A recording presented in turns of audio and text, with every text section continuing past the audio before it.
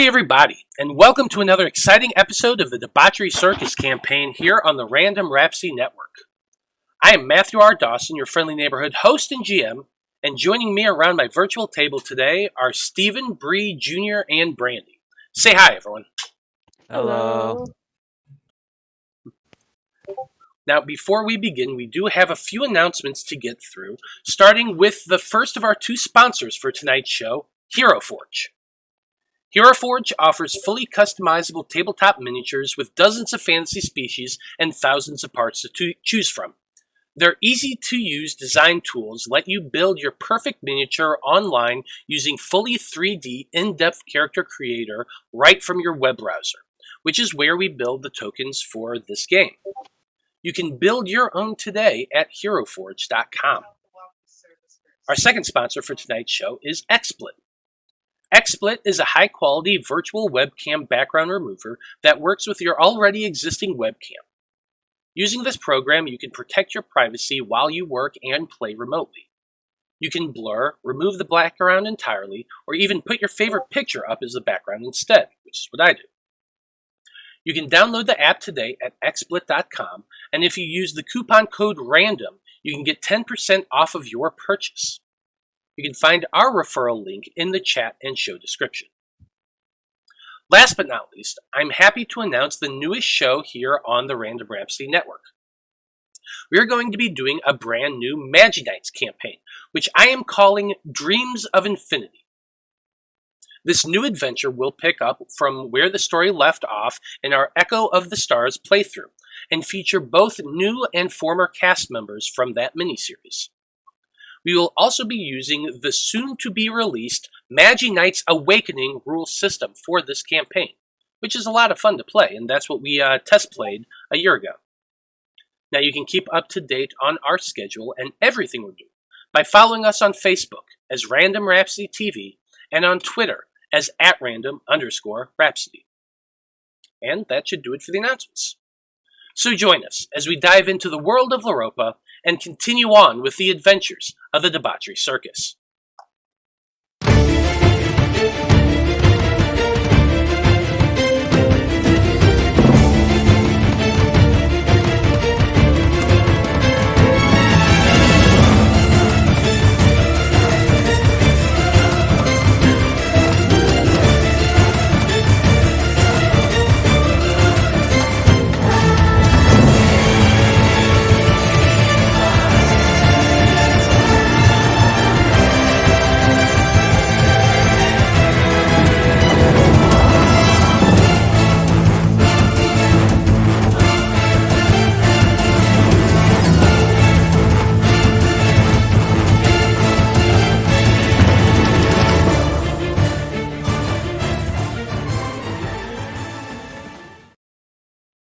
And we're back.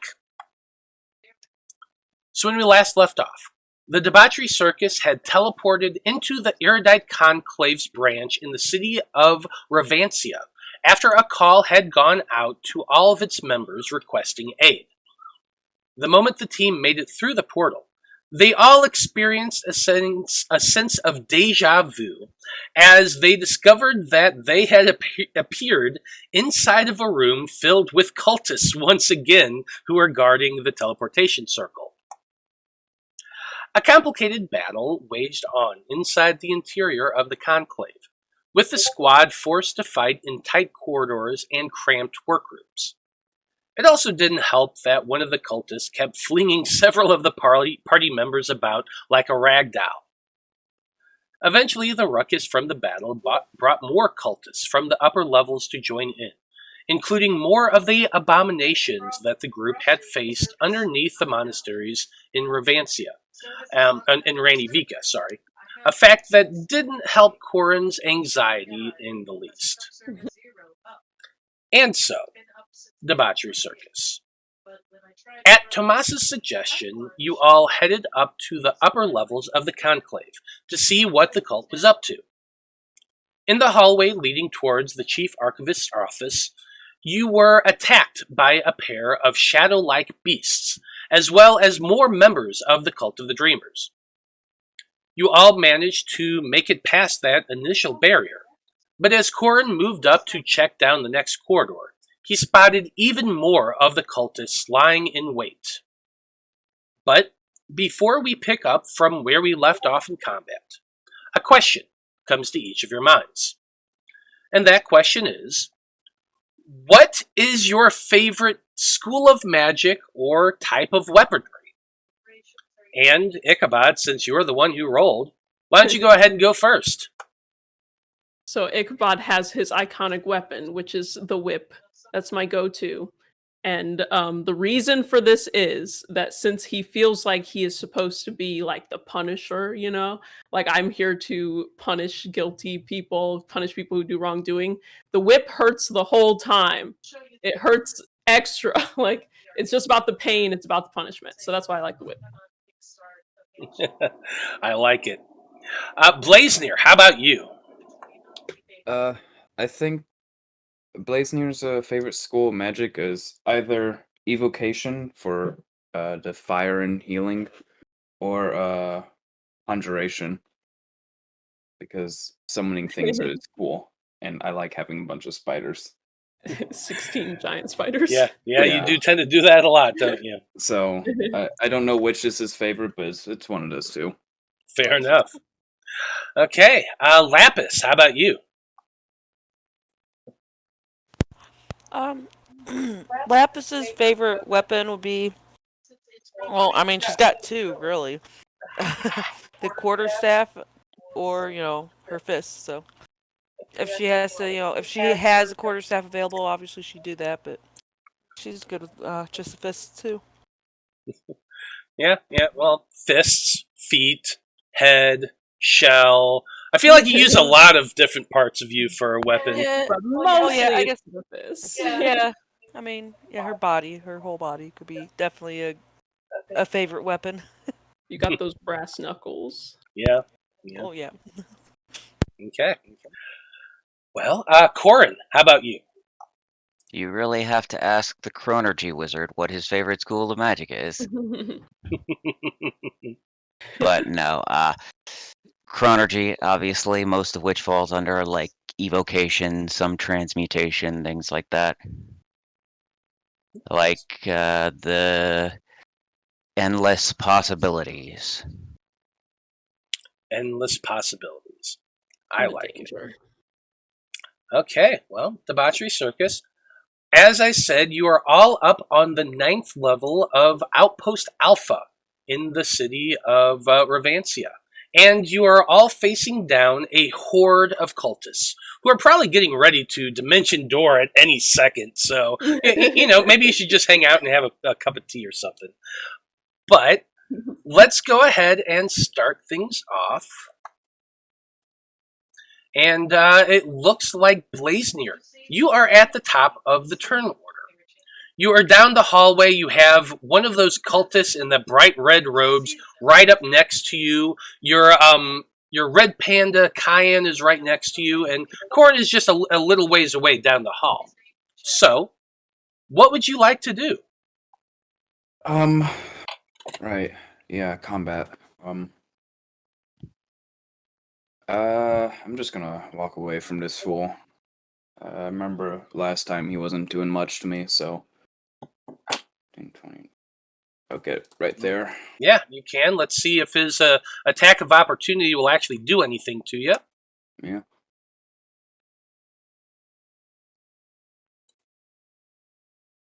Yeah, not with a 12. Yep, 12 misses. I don't have any line spells, do I? I do. Brag about it. No, I'm just saying that because I'm next in the initiative order. Just want a line of fire, but no, okay. What did I didn't prepare anything dumb. That's good. I'm just gonna primal savagery this guy. So 17 to hit. 17 will hit. Alright. And that is 17 acid damage. 17 points of acid damage. You slash viciously through this man's robes, catching his chest, ripping through him. He is still alive, but he's got a vicious wound on him. And there's a spectator down there. I didn't see that.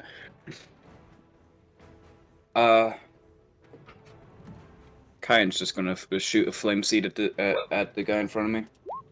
So, 15 to hit. 15 just hits. Alright, and that's 8 fire damage. Which is actually exactly what he had left.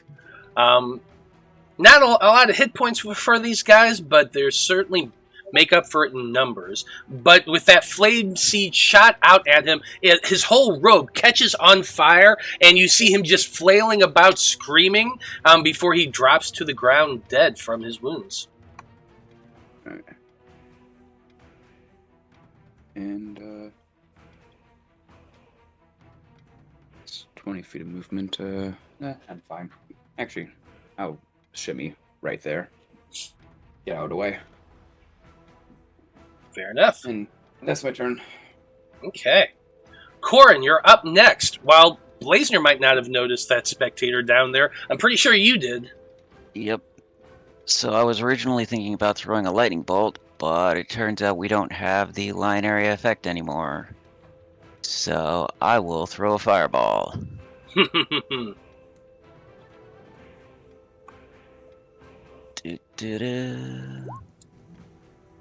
So I'm just going to go ahead and show the crowd what it is that fireball is doing. You're lobbing it right there, probably about the edge of that, and it just explodes outward, filling the entire hallway with bright red and green flames because you chose the green template, so Yes, why not? green flames are awesome. And it's 23 fire damage because 4 of my dice rolled a 1. Oh my god. Okay, so excuse me while I do a bunch of rolls. You wouldn't see most of what is there. Nope. Unfortunately for them, the guy they're trying to save is also in the fireball range. So let's do some rolls real quick. The rest of us just hear an explosion. Yeah, pretty I much. can't see anything around that corner. I hope that was you, Corrin. Failure? How much damage?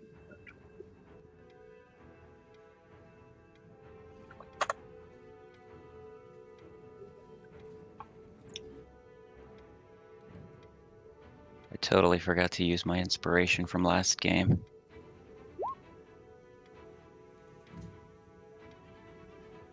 So failure?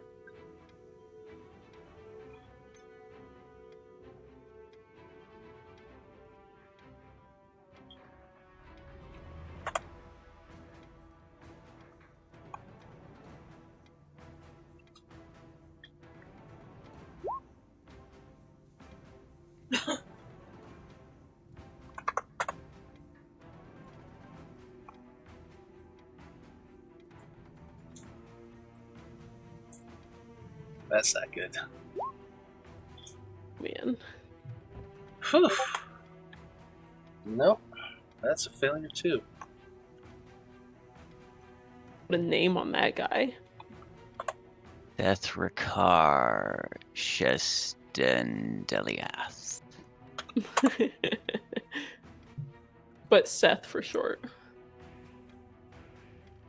Yeah. So you definitely hear, Corrin, you'd be able to hear this. Blaznir as well with your passive perceptions. Someone scream out in pain in Draconic. Ooh, what did they say? They I just screamed hate out in Draconic. pain. Ow! Ow! I'm on fire and I'm currently tied up right now, or some shit like that. Why not? That sucks. Oh, they have hostages? Probably. I didn't think about that before I fired it, though. No, I Think wouldn't about have it now, either, though. honestly. I can't speak Draconic. I don't know what's going on. Yeah. Where he says like, Another "Watch fireball. out. There's Conclave members around here. We're on your side." I'm not sure about that either, honestly. don't trust any of you people. Hey, do you want the rest of that sandwich of mine? Do you want the rest of my sandwich? Bitch. No thanks, I'm good. Yeah, nobody wants your sandwich, but I'll take it.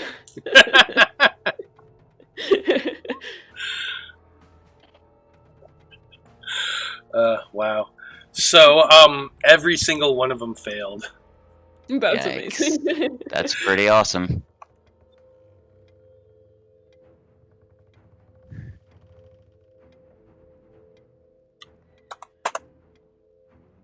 What is it? I pulled a Doctor Strange and searched through the 4 million different timelines until I found the one where they all failed. Yeah, Basically. pretty cool. Because looking through that, the highest I rolled was a 16. Wow. Which is still not good enough. Nope, not good enough. So you That's just okay. hear a lot of cries of pain and burning before that fireball disappears. What else you It got? was super effective. I mean, I just spent a 3rd level spell slot, so I think I'm okay. Because I definitely don't want to... I don't even think I could reach the fucking gazer to shove him closer to me, and I wouldn't want to do that anyway. Fair enough. I'll just look over at Blaznir and go, if anyone innocent was injured, we don't know where that fireball came from. Obviously. I didn't see anything. Did you shoot a fireball down there? I'm afraid I don't know what you're talking about. Okay. Well. Now who's evil? Yeah, Tomas, your senior field researcher, Oh, he's way looks over here. way over there. He still has Yeah, a we're pretty whispering. good passive perception. Alright, fine. Then I'll roll a, what would it be, stealth? Stealth. There is no stealth for that. Okay, fine. He didn't roll well anyway. He didn't roll well anyway, and that's much lower than my than Tomas's passive perception. Well, maybe he couldn't hear me over the burning and the screaming of pain. Maybe. But, okay, next up is the cult fanatic who Blaznir just ran off from. Mm-hmm. Yeah, but I don't have access to it. It's what he did. What do they want to do? Yeah, they're going to cast Spiritual Weapon. Ooh. And it's going to appear right there next to you, Blaznir. No, An come on. 8's not gonna hit, though. Yeah, but the 8's not going to hit. Yeah, no, I just catch it. Like, stop it. Come on. You pat it on its head. just That's so leave. cute. Leave. This ain't your fight. We'll call that the Spiritual Weapon. That was his bonus action. For his action, that he'll just Sacred Flame you. Alright, that's a dex save. Yeah, that's a dex save of 11. 14. Yeah, you easily Just- succeed. Just go. Go. You can't hurt us. Please. Apparently It's not. pathetic. Okay, Frazzle's up next. What's Frazzle doing? Oh, the usual. Looking around for somebody to squawk at. Which I suppose would be this guy, right? Yep, there is that knight still up there. Cool, then yeah, he'll hang out and squawk at that guy to Okay. give Tomas advantage. Got it. After that, well, a very deranged-looking, somewhat burnt goth comes floating into the corridor, coming towards you, Corrin, and is not happy at all of being blasted by a fireball. Huh, I wonder who did that. Just So- weird there, honestly. Just a weird magic spurt. Whoever it was made a good decision. Yeah, give me a dexterity saving throw. Sure. 24. Wow. Yeah, it does shoot a burning ray of fire at you, going along the line, but of the hallway. But you easily manage to dodge out of its way. Hell yeah. Next one is going to be... Whoa. I know Kung Fu. How did I roll 3 4s in a row? There I go. Bad luck, I guess. Okay, how about a wisdom saving throw from you? That should be Sure. easy for you. Ooh. Not that being easy for me. Yeah, so that second ray focuses on you and locks an eye with yours, and you begin to feel drowsy.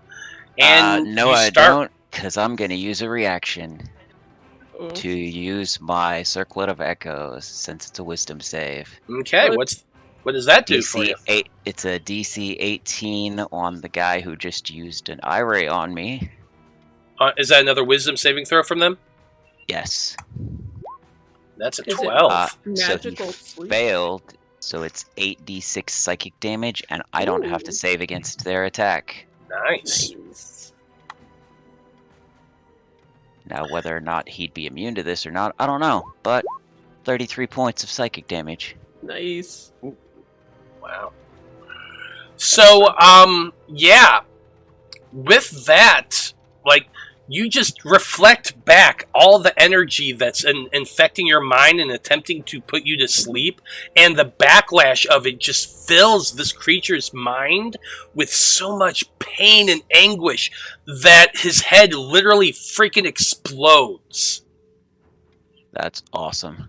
Everything within 10 feet of it, which is actually two individuals, has to make dexterity saving throws now. Yes. Hopefully not hostages. You know, it's cool that I did that, That's a Mhm. but it success. was unnecessary. Yeah, I don't think you can be magically put I to can't be sleep. magically put to sleep because I'm an elf. Nope. But Oh it was well. still worth That's it what I was to expecting you to damage. do, but hey, But I that's made his head explode, so who cares? exactly. One success, one failure. So, let's see, 3d8.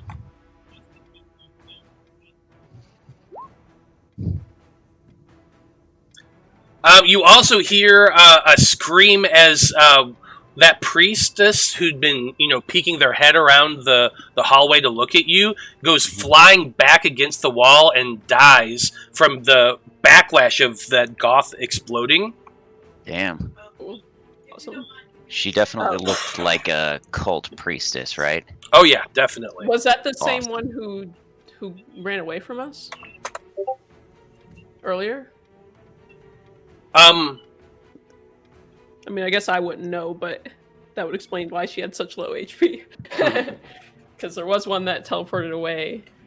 oh no, it's not the same person. No, Okay. no, that was a warlock that Oh yeah. Okay. disappeared. All right, I'm still on the hunt then.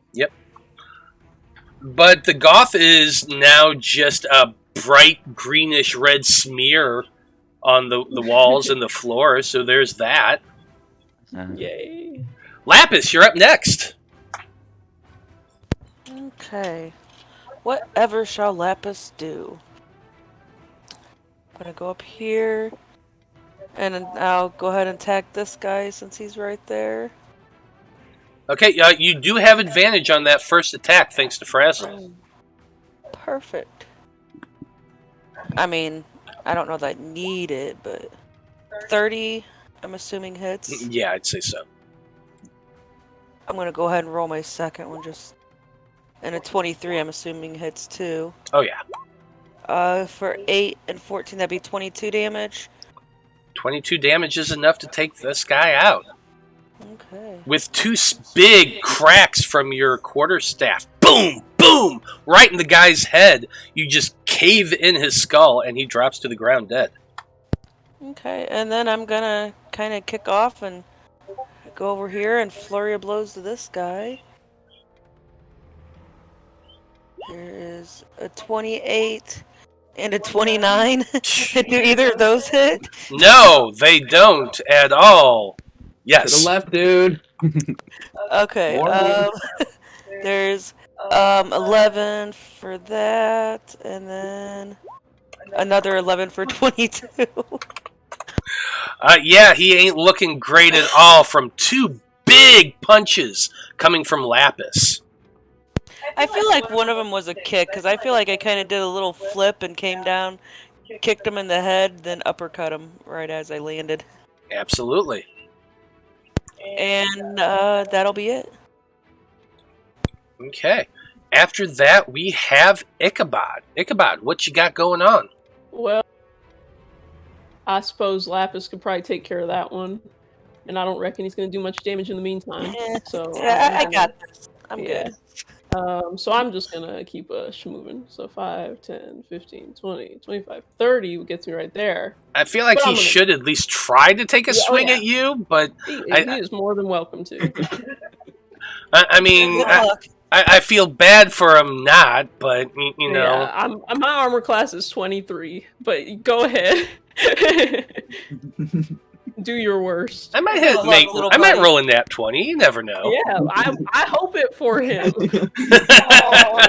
Oh. So bless your heart. Yeah, you know, bless his heart, he did try.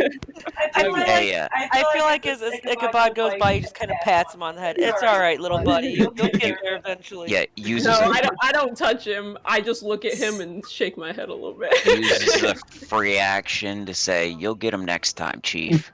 You'll get him in the next life. See ya. Alright, 5 then. I'm gonna dash. 15 gets me there. 20. Oh, I think I'm gonna stop right here because I want you guys to be in my aura. But I'd like to be a target for anything down the hallway. And then as a bonus action, I'll move my sword 5, 10, 15, 20 on top of that guy, I guess.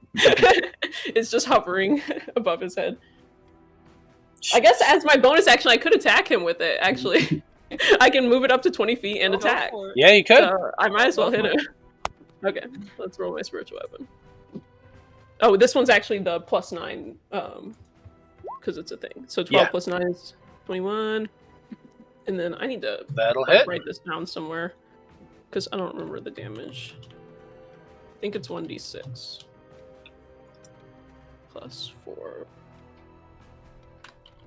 What is it? Feather token?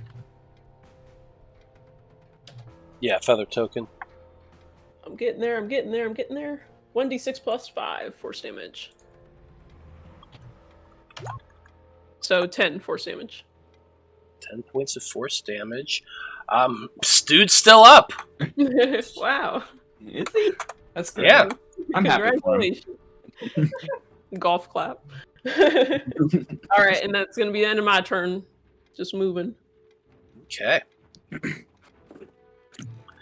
Well, next up.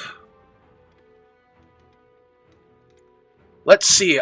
Next off, you do hear some discussion going on. Blaznir, you especially would hear this. A loud voice calling out, Back!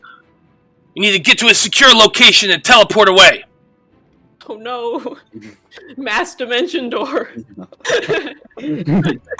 Mass dimension door. Totally mass dimension door. That's what I'm going to call teleport from now on. You guys can't see this. The audience can.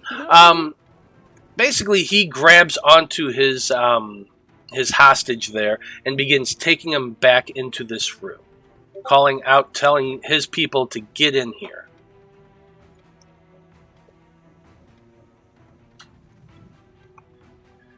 Next person is dead. Spectator is next. Spectator, hearing this, is going to focus on you, Ichabod. Alright. I take a Hey. deep breath. So, since I'm a chronomancer, that means I can research the dimensional anchor spell from 3.5, right? No. Ooh. We'll talk about it later. Wisdom saving throw, Ichabod. I got a dirty 20. Dirty 20 is enough to save from the Fear Ray. Yeah, I stare at it. Next one, another Wisdom saving throw. It's another dirty 20. Wow. Yeah, which is enough to low for save me. from that Confusion Ray. He's going to kind of squeak a little bit and move 5, 10, 15, 20 feet back that way. Huh. The only thing that scares me is a bar with no whiskey. Okay. You all would be able to see that a face comes out from behind that doorway. You recognize this as another warlock of the Dreamer. And they seem to be getting ready to throw a spell at you. Corrin, you would be able to recognize this as a fireball spell. Yeah, I would also be able to use my reaction to counter it, would I not? You can certainly try. Yeah, you're well within range. You absolutely could. You casting your spell? Let me see. Yeah, I'll do it at 4th level just in case. Okay. It's a warlock, though. Warlocks get the special ability that they cast it at the highest level. Yeah, whatever their highest spell slot. Yeah, so I do need you to make that skill check for me. Sure, it's DC 10 plus the spell's level, and it's an intelligence check. 21. Ooh. 21 I is succeed. enough. You succeed. As they're casting that spell, you're immediately counterspell it. The spell fizzles away. The warlock just growls. Seeing that, I look over at Blaznir and go, "Hey, it's that guy who cast that fireball before." they're going to be moving. How they cast Clearly. themselves? That's weird. I mean, 10, they probably 15, had a plan. 20, 25, Corrin, 30. have I told you look really Right good when you there. counterspell? I'm always willing to hear it more often. I love it when you do that. That's I whisper sweet nothings. yeah, you certainly do. Whisper sweet nothings in their ear. His Tomas- somatic components for the counterspell just happen to be the bend and snap. Tomas is going to move around this guy. He looks at Lapis. You got this? Yeah, I'm good. It's a small one, don't worry. It's like crushing a bug. One more good little thunk on his head and he should be good. I bet that guy's terrified. Yeah. Just casually talking about his demise. Yeah, two people already have asked you, and you've been like, no, it's fine, I got this. Yeah, and he's probably pretty hurt. He's probably really regretting his life choices right now.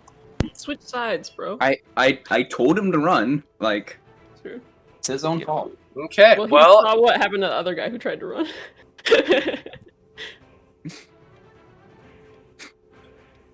okay. Tomas is using his movement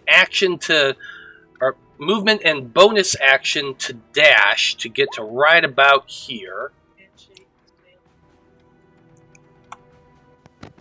He sees that dude lurking behind the doorway. He's gonna go ahead and just ray of frost him.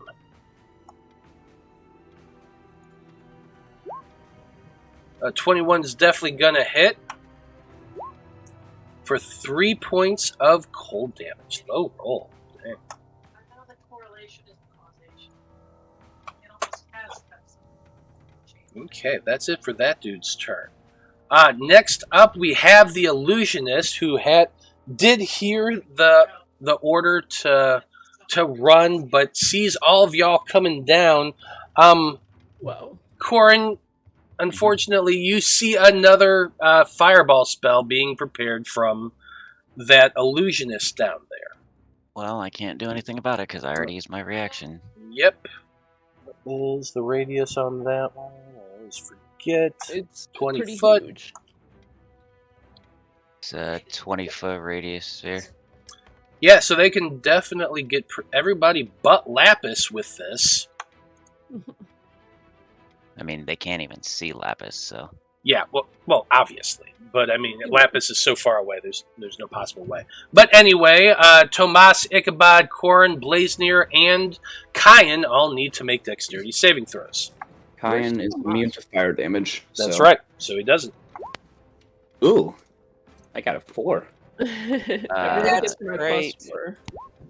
+4. I got a nat 1 for So I got a 7. 21 then.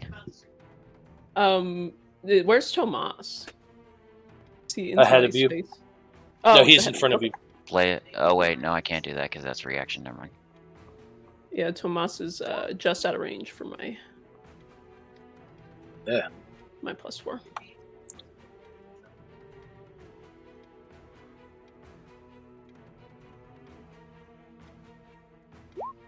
But he's still got some pretty damn good dexterity. Yeah. Yep. He's And you said good. he was high enough level that he has evasion, so he doesn't take anything. He does not. As for the rest of you, Oof, owie. Looks like I take half. yep, it looks like you take half with your 17. Ichabod and Blaznir takes the full. It's only 26 points of fire damage because I rolled like shit on that. Mhm. But 26 points of fire damage to the two of you, and half of that to Corrin.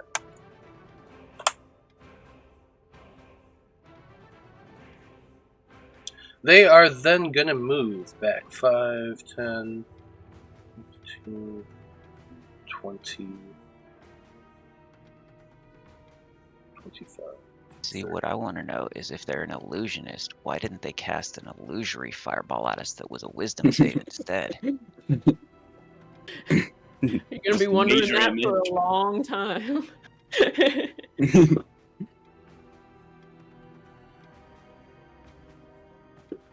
I don't know. Maybe you can't still do that anymore.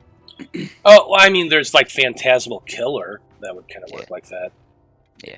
Looks like Ghost Self is in chat right now and is redeeming an extra turn for Ichabod. And we're going to pick that up here, right now, because there's only like 2 things ahead. Really? Actually, no, none of them are. So yeah, Ichabod, guess what? You have an extra turn. The gods are looking down in favor at you right now. Yay, I'm gonna use all of it to dash. 5, 10, 15, 20, 25, 30. I see. Okay, I can see a decent amount of people here. Oh, that's 15 feet. Never mind. You couldn't whip him. Oh, yeah, I can. My range is 15 feet with my whip. Oh, well then, yes, you could whip him. I could whip that guy, but I don't think I'm going to. I think instead, let's see, 5, 10, 20, 30.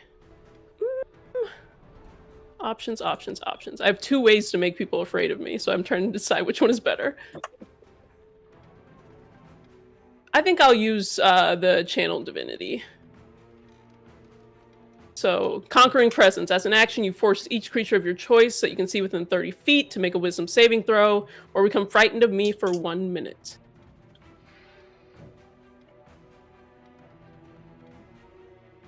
So, if Is that something you have to have line of sight on, or is it just everyone within 30 it's creature feet? that I can see. Okay, So it would got be it. this guy. This, I can see. Oops, I closed the door. I can see this warlock right here. I can see this guy right here. And then if he's in range, I can also see this guy. I think this guy's just out of my range. Yeah, that guy is just out of your range. You can see from the other side of the door. There is. It looks like the warlock is kind of turned towards the door and is holding onto what appears to be a dragonborn wearing tan and green robes. Okay, so I can presume that they're probably a conclave member. Yes. Even though this wouldn't hurt them to be afraid of me, so I'll just target them just in case. Fair enough. Fair enough. Wisdom saving throw. And also moving my freaking... Actually, I'll attack that guy with my sword, I guess. One second.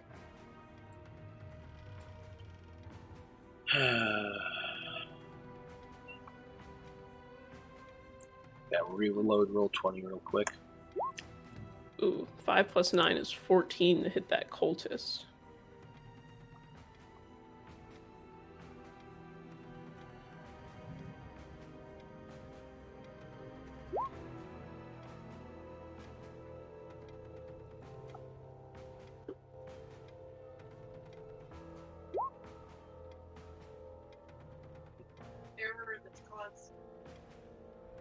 Okay, so what was your DC for that? My DC is 17. Okay, so it looks like one of the cultists failed, but the other one and the wait a minute, no, I shouldn't have rolled for that guy. Darn it.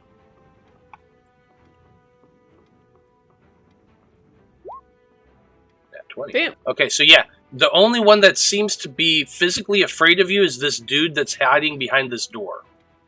Kind of perfect. I'll take it. And then as my bonus action, I tried to hit that cultist back there with my spiritual weapon thing. It was a 14. Where's your spiritual weapon? It's this right here. I moved it. Oh, okay, gotcha. You hit that guy for a... What did you say it was? It was 14. 14 will not hit. Damn. Okay. Well, then I move it 20 feet. Okay. Fair enough. Now we're at the top of the turn order with Blaznir. What you doing?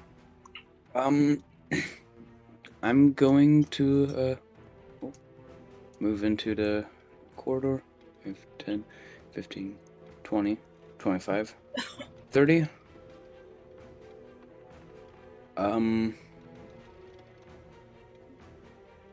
Can see one guy. I kind of want to be up there in there, though. So I'm going to use my bonus action to have Kyan teleport me and what's his name? Tomas? Tomas, right. Okay. Tomas, if he wants to be teleported. Yeah, he'll probably go along with you. 10, 15, right there. Get in the mid. Boom. With a burst of fire, you all disappear and reappear right there in front of Ichabod. I'm just going to be right there. I'm going to teleport right there. Okay. Instead. And...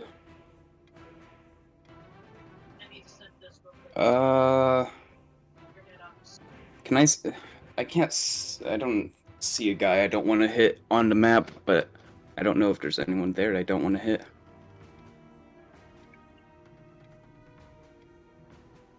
What? Well, there's a conclave member. Yeah, there's a just hostage beyond that door somewhere. there. Yeah, there is a hostage there. I don't know where. I don't know where they are, and is it? I can see him. Oh, is that The guy right in right? front of the door. Oh, that's him. Okay. Wow. But And I guess- collateral damage and all.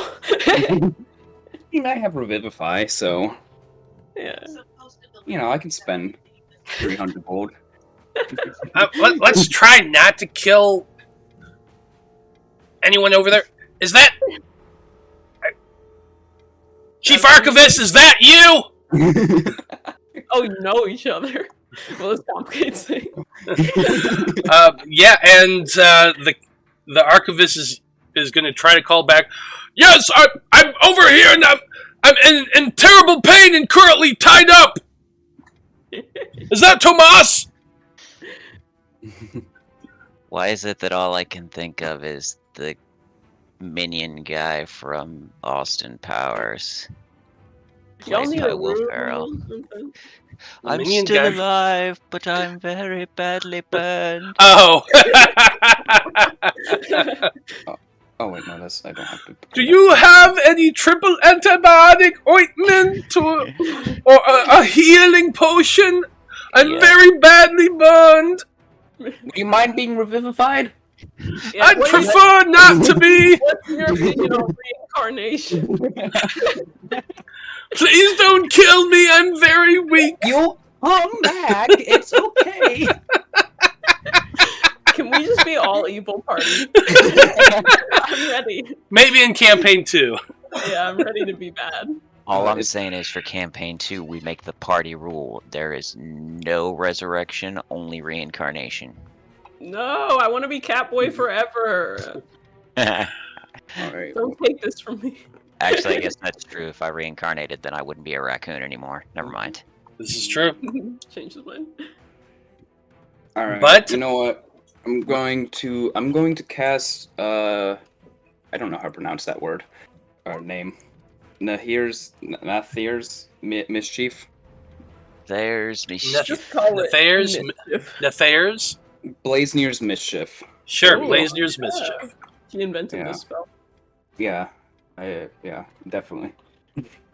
Nice. And a 20-foot cube is going to be right there, I would say. And Yeah, I have to you can do roll a that. d4 to see what effect happens. 3. Oh. Okay. So, each creature in that cube needs to make a wisdom saving throw or start laughing. Start giggling. Giggling. Sorry. Fit of the giggles. It's different. Why the hell not? Okay, A laugh wisdom is ha, saving ha, ha, throws. but a giggle is he he he. 13 fails. I think the DC is 17. Nice. Just, I failed to fear all these guys, so you. Oh, that's a. Oh, Seth, come on. Come on, it's a funny joke. You got no sense of humor. No, he's just too badly burned to laugh. He's called Stoic Seth for a reason. Yep. Seth, the slightly singed. He's not even cracking a smile in the slightest. Like, He's mouth far is too not even badly moving. burned. The seriously It's like to singed think man. he's like really, he's just really straightforward. I mean, no, he's Doesn't not a. laugh ever. Did I say he was a gold scale? He's not a gold scale. No, you He's a- didn't specify. Okay, good. He is actually a Gem Dragonborn. no. Oh. He's a brass actually.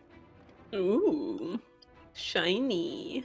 Yeah. I'm looking at it right now. Anyway, so Blaznir, you cast your spell. It looks like the only person that actually saved was Prisoner. good old Seth. Stoically standing there, not giggling at all, as everybody else in that cube is now incapacitated with the giggles. Yeah. Yes, king. And, on their turn, they just move in a random direction. So. Freaking awesome. So yeah, I make a dumb joke to all of them, and he whispers into ear. What's your dumb joke? Oh, yeah. How about that airline food? That's terrible.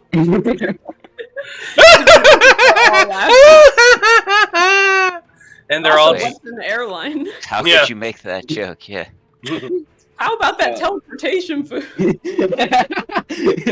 How about that tree stride food? Am I right? It's just sap. Also, I tried to get a dragon to give me a lift the other day on his back. Not only did he try to eat me, but the worst part was there weren't any in-flight snacks. Also, that spell stays up, and I get a new effect every turn. I So, feel like that's the best effect. it's a concentration. Mhm. It doesn't look like they get to save against it again. No, it's a new effect each time, and they have Yeah. to save against that new effect. Oh, I see. Okay, that's why. Yeah. Makes sense. And I can also move the cube around, which is Let's nice. try to kill these guys in one turn if we can. Okay, well, with that in mind, Corrin, you're up next. Cool. Now that the eyeballs are out the way, 5, 10, 15, 20, 25, 30. Only guy I can see is this guy, so I guess I'll just throw a cantrip at him. A dirty 20 for a chill touch. Which one are you hitting? This guy? Yeah, that definitely hits. Cool. 18 necrotic. More than enough to take that guy out.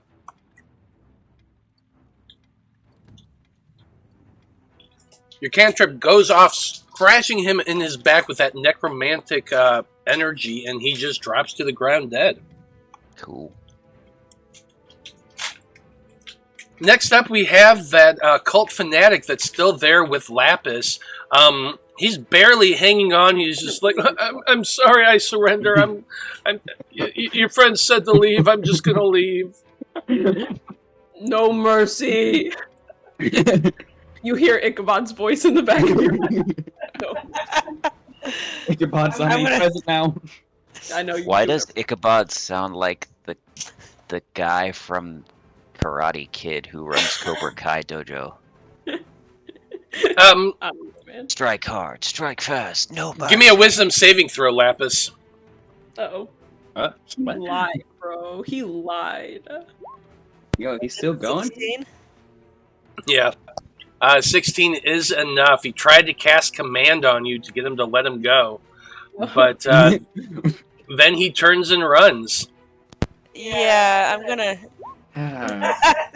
What a fool. He didn't need to do Does a that. 30 hit him hit? like twice over. Yes, a 30 hits. For 11 damage? Just tell us how that looks, Lapis.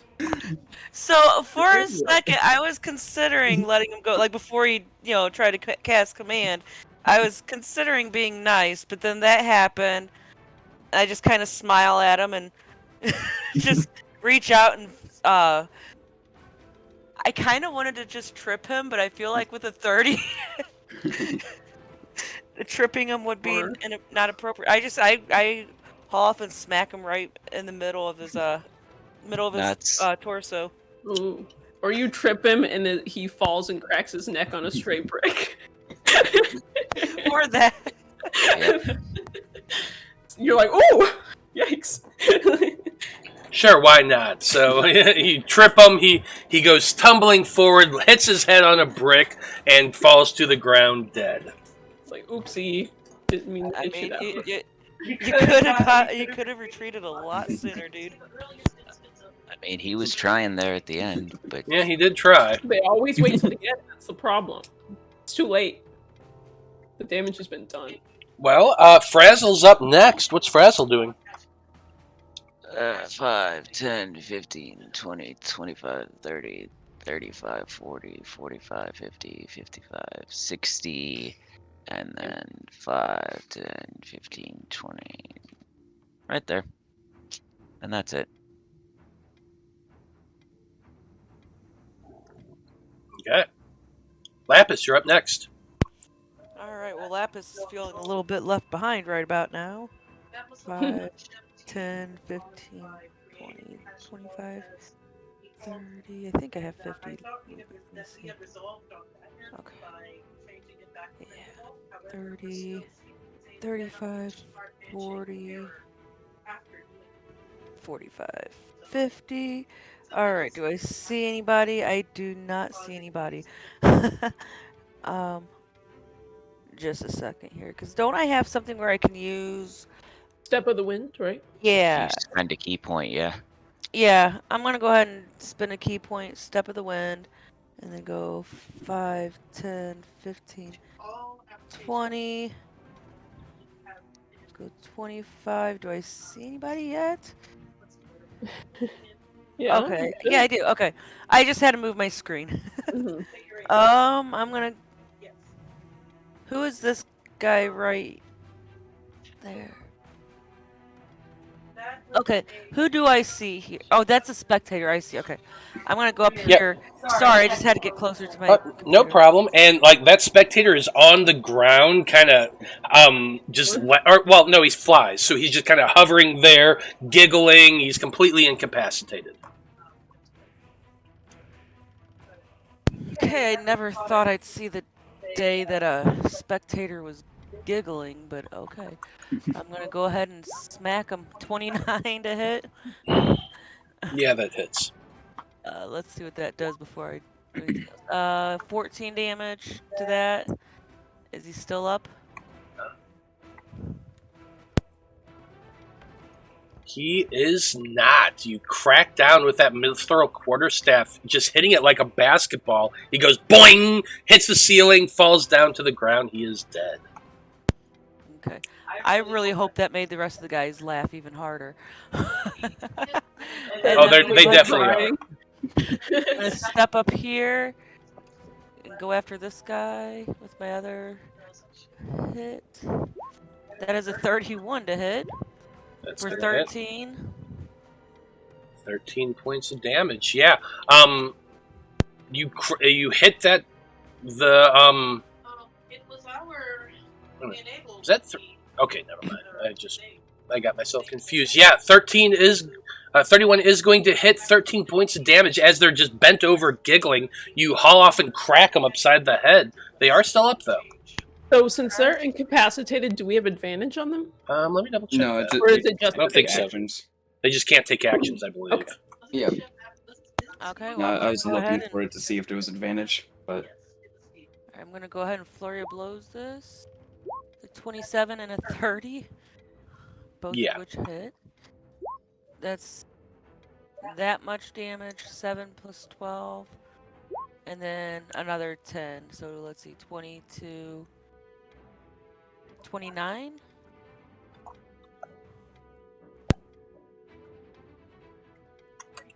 You sure? No. 39, I think. I don't. Wait, is this Sure. adding all three of them together or just the last? Yes. That's It'd be 10 plus 29 points of yeah, damage. that's Yeah, I 29. said that, dude. You That's did not that. nice.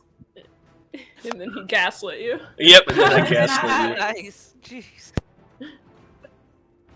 Well, because the way you said it like a question. 29? Yeah, I was questioning it because my math sucks. You punch her twice as they're laughing. They are still up, however. All right, well that's all I can do. So Okay, fair enough. Next up, well, does this happen on their turn? Like, yeah, on their turn they just move in a random direction. okay, they're just gonna move in a random direction. They use all their movement. And they can't take actions until the start of my next turn. So Okay, this one is going to go running in this direction. 5, 10, 15, 20, 25 to stop right there. Now, this is forced movement, technically, so I don't think you get an attack of opportunity with this.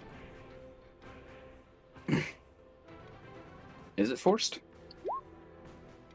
I mean, it's a They don't have a it's a choice. spell that's It- forcing them, so yeah. Yeah, but It's I guess weird. I would say force movement would be like a push or something versus like they are being mind controlled to normally walk away though. You know. But that's just me. Actually, Chef intro. I'm looking at it.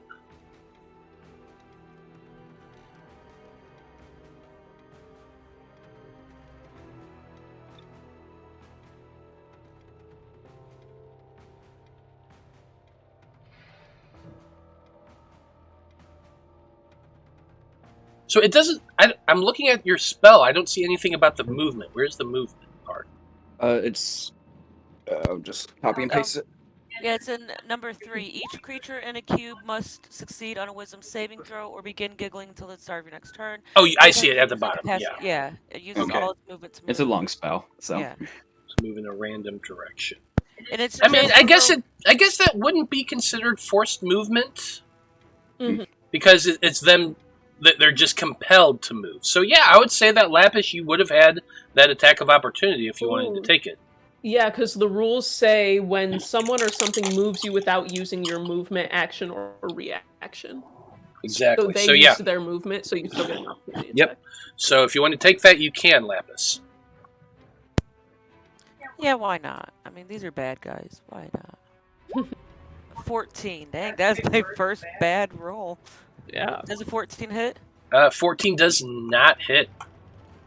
Okay, well, it's like I'm just like, I see this guy giggling and I'm crying and I let out a couple little chuckles because it's kind of funny. Yeah, absolutely.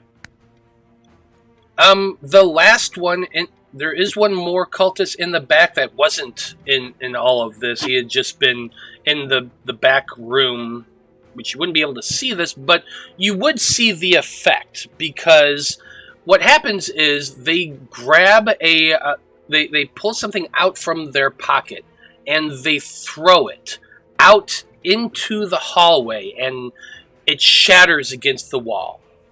As it does so, smoke begins to swirl around in that area. And let's see here. As they teleport away. As they teleport away.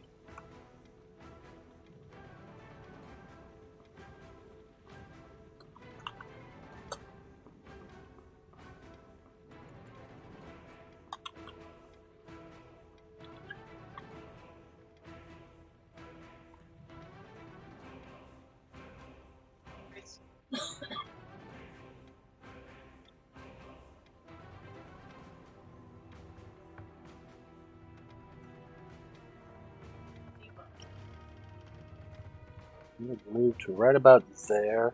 Then they throw it. Yeah, actually, Lapis, you would be able to see them as they came around the desk. I think you might have line of sight on them.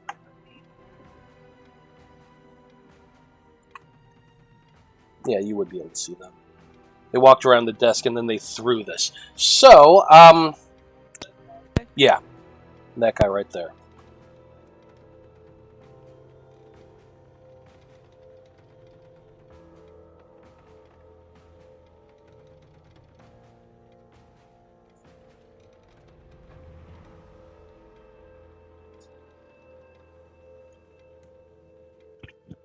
It just appears there. The mist begins to form and consolidate and fill up, and this form becomes bigger and bigger and bigger, kind of pushing everyone a little bit out of this space. The cultist there becomes like he's already incapacitated and stumbled forward, and then this thing just appears and spreads out around him, knocking him on his ass. He is actually lying prone under this creature, that as it solidifies, you can see a form that the top of it is humanoid, but with 6 long arms. But from the torso down is a huge coil of a snake.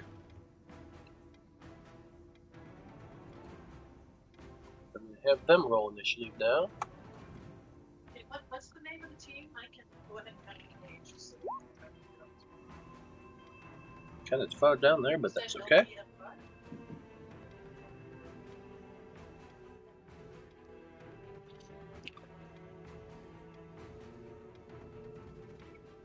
Cool. Okay.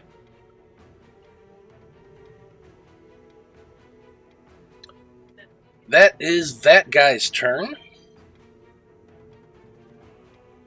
Ichabod, you're up next, and you just watched as this giant snake-like creature appeared in the hallway, starting crushing some of the bodies that are there, including one of the cultists.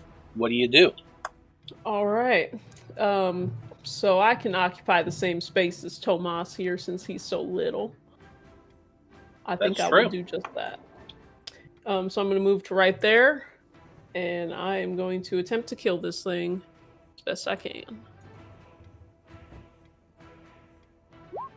So first one's a 27, and I think I'm going to do a 2nd level smite on this. So 27's definitely going to hit. Okay, so that is 19 damage, and then here's the smite. 12 radiant damage on the smite there. First attack. So 31 points of damage total. Not bad. Oh, yeah. And then I'm going to hit her again. That one's only a 16. 16 will not hit. Oh, damn. And then my thing is very far behind. I could get here. I think I'll hold out. I'll move the thing 5, 10, 15, 20. And then I'm going to end my turn right there. Okay, that's it for your turn.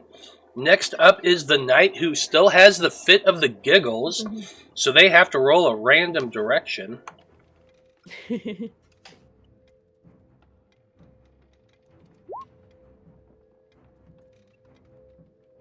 One.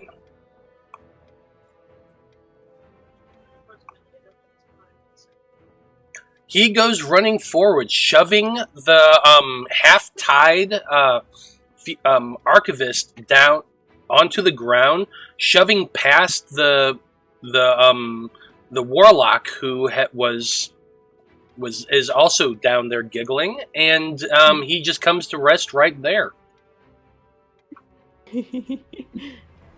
So glad you could join us.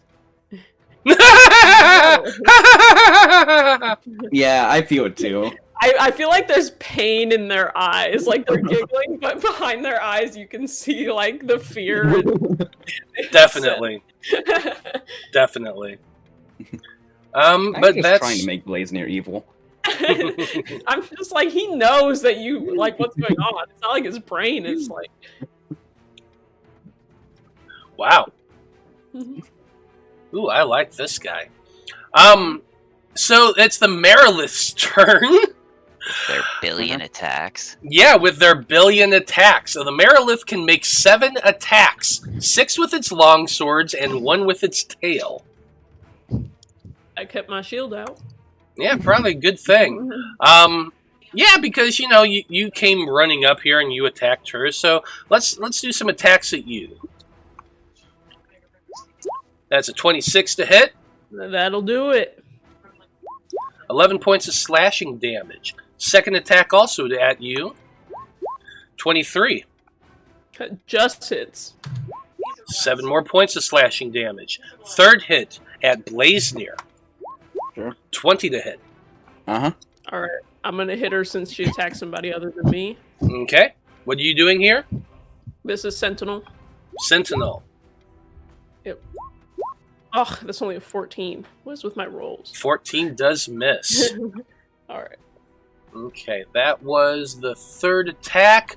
Fourth attack is coming back at you since you tried to swing at her while she was swinging at Blaznir. Number 4 is a 16, which misses. Nope. Next one is at you again since they missed. That's number 5. 21, which also misses. Yep. Last one will come at you. 14 misses. It's You're welcome, Blaznir. Yeah. Its last attack is going to be the tail, but that's coming at you, Blaznir. Sure. And that's an 18 to hit. Yep. So 14 points of damage, and since you are medium, you are grappled. Its tail wraps around you and just holds you there, squeezing a little bit. But you do maintain your spell. This is a bit too personal. At least take me out first. Come on. I don't really like hugs, Okay. Next up is the Warlock, who is also just doubled over giggling. Let's see. So, yeah, they are running this way. So, Lapis, you already used your attack of opportunity, didn't you? Yep. Okay. So they're just going to move their full movement, 5, 10, 15, 20. To right there. Don't worry, I'll come back for you. That's fair. Tomas is up next. He is standing there in the same space as Ichabod, just looking up at this thing.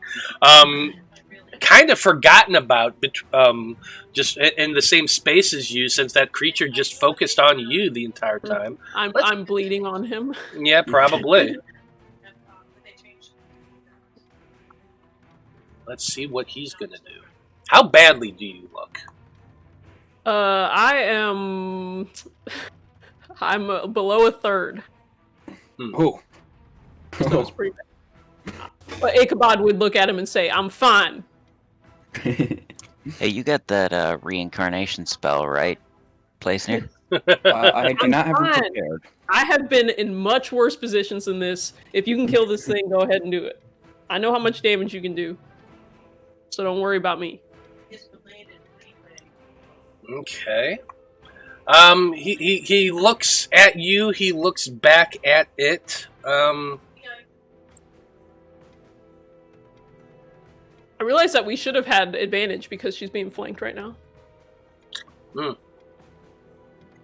She's also pretty damn big. Yeah, I suppose. But yeah. She's right on the other side. Yeah, she is. Okay. Tomas will take that advantage. Why the hell not? He has his spear out. He kind of twirls it a little bit, and he's like, well, I guess that's what we got to do. He is... There's my spear. 16 will not hit. Oh, that's advantage. 21 will hit. That's nice. Better. For some reason, when I click advantage, it doesn't do it on Tomas' sheet. I don't know why. Annoying. 11 points of slashing damage. 30 is also going to hit. For 9 points piercing. Yeah, flurry of blows. Why the hell not? 14 is not enough. Oh, wait a minute, that's advantage. 25 is... Ace. 7 more points of damage. And as he punches, you do see him take this creature take the full effect, because, you know, monks are awesome. Yeah, 27 is going to hit as well. For another 6 points of bludgeoning damage.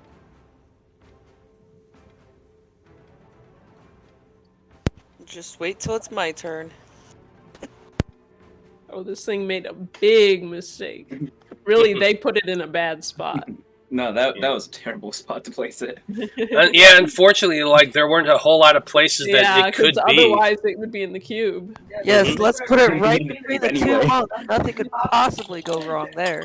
It's going to be in the cube anyway. I can move it. Yeah. Like it's... You're gonna get cubed, but then you're also gonna cube Lapis here. Nah. Everyone but the 20 intelligence wizard is already celebrating our victory. Meanwhile, I'm just like, yep. Nobody's celebrating the victory. We're just happy we're gonna punch this thing. Isn't this one like you choose who is affected by this? No, it's each creature. I read the description just to see if I could walk in it. It is each creature, but like... It's each creature within the 20-foot cube, but not each creature you choose. You Gotcha.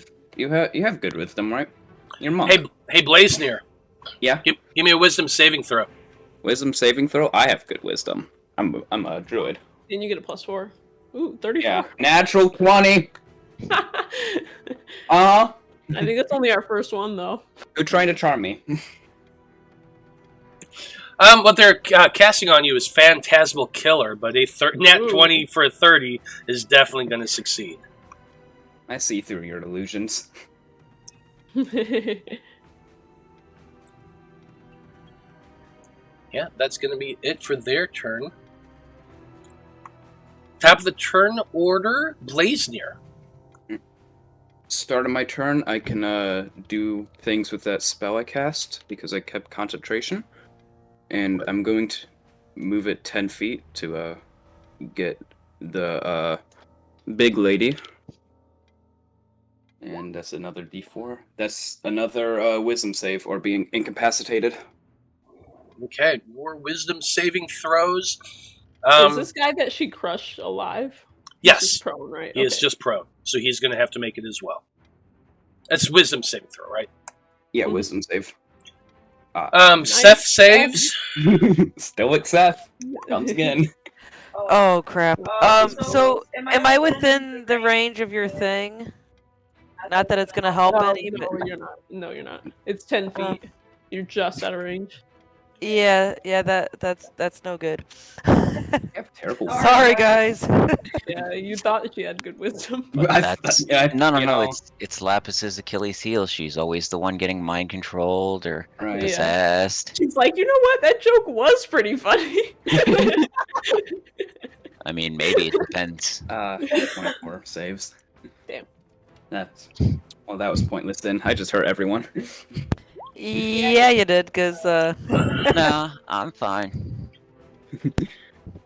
Well, yeah, but I can't make any attacks. Yeah, but you're gonna have a really good giggle. so yeah, the Marilith and Seth definitely saved. The knight and the cultist that's crushed definitely failed. Well, that didn't use any actions, because that just happens at the start of my turn. Yeah. And, you know, I can undo all of that, actually. Yeah. Yeah, because it's a concentration, so I can just do another concentration and the spell drops. That's true. Well, can't you choose to drop the spell, too? Well, I mean, yeah. I can also just cast a concentration spell, because why not? Yeah, I mean, that would be in your favor, in your best interest, so that Um, I can attack. Right. Can I use my bonus action to get a Cayenne to teleport me out of this creature's grasp? I don't see why not. He's right there with you. Yeah, so... Won't everybody have to make like a saving throw for the fire? Yeah, because it's the fire. Yeah, but it's only a d6 of damage, so... Okay. You can also choose to teleport with me if you want to. But... Nah, I'll stay right here. I'll Yeah, take no, it. Blaznir. I'm just gonna teleport like 5 feet back just to get out of the range, and then, yeah, everyone within like that area has to make the dex save when I leave. Got a 16. That fails. Cultist saved with a 24. Blaznir, you son of a bitch. DC is 18. Is the teleport's technically a magical effect? Is it? It's a natural ability of the wildfire spirit. But it's still Which a is a magical magical effect. creature. Yes, it's still a magical effect. Is the dragon breath magical then? Probably, yeah. You mean the flame seed? Yeah, probably. No, like a dragon's fire breath. Well, but the dragon itself is not a magical being that you summon. Like, so I feel like that's very the different. difference. It's very very much different. That was your bonus action to teleport. Yeah. And Ichabod takes 6 fire damage because he failed. You son of a bitch. Hey, it's minimum damage, alright? Oh, it's alright, Blaznir. I'm fine. Ichabod's down to I'm making alright. death saves thanks to Blaznir. Ichabod's gritting his teeth. How terrible would it be if all my clothes are burned died except my because cape. of Blaznir? My gleaming cape is fine though, but all the rest of my clothes are singed off. And yet the only thing that you're pissed off about is your hat. And I'm gonna just come back and I'm gonna cast a flame blade. Dude, why did you teleport back and then come back? So I could get out of the grasp. I was being. Oh, that's right. You're grappled. My bad. Okay, I didn't want to be grappled while attacking. I mean, though I will point out that being grappled doesn't affect you for attacking. But I do get not wanting to be wrapped up. I do get that. So auto hit you. Yeah, flame blade, and make an attack. That didn't roll to attack. Okay. Do I have it here? I do. 13. That's annoying. Blaznir, all that, and you didn't hit. Yeah, I'm not technically flanking with a Lapis. How are you not flanking? I mean, you are. It's catty corner, but yeah, I'll allow it. Yeah. How would this not be flanking? Yeah, I mean, I'm right here. I mean, I don't know. I just and then assumed. there's 2 people right here. Like, she's got 4 of us on her. All right, that's natural. Oh, that still misses. Really? 1 and a 3. Oh, I mean, we were trying. Yeah, we tried for you. That's fine. They did try their best, but unfortunately, although you did manage to get out of the grasp of its tail, you were unable to slash it with the flame blade. That's fine. And the spell effect ended. But Corrin, you're up next. Here. Let's see. 5. Oh, wait. No, I gotta move him out, because otherwise it won't let me move me. 5, 10, 15, 20. Right here is fine. and then move him back where he was. I am going to throw at her a chromatic orb for a 19. 19 will hit. And let me pop that up in chat for the viewers. And it will be, I don't know, cold is fine. Okay. 10 points. You create your chromatic orb, throwing it at them. It hits with, and you said it was cold damage? Yeah. It hits and seems to leave a bit of a frost mark on its chest, but it definitely did not do nearly as much damage as you were hoping it would. Damn. Listen to the cold. I had to change that recently. I cannot go. shove it anywhere, nor would I really need to. So I think that will be my turn. Okay. Next up is Frazzle. He's just gonna move over onto me. People already have advantage and such, so he's just gonna stay the hell out of the way of those swords. Probably a good idea. Take the dodge or whatever. At Lapis, you're up next. Hey, I've been waiting. I get advantage on all these. There's a and a 2, so a 30 and a 25. Yeah, those hit. Solid start here. That would be 23 damage. And then, I mean, of course, I'm gonna flurry of blows this. How are you looking on key points? I'm looking okay. I mean, I've still got my belt too, so. Fair enough. That's a 26 and a nat 20. Nice. So hold on, let me read something real quick here. Try to get your mic a little closer to your mouth, please. Okay. Okay, so I am going to put my.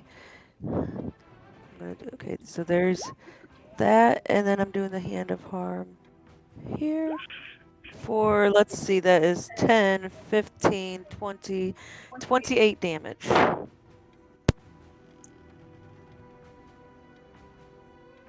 too bad.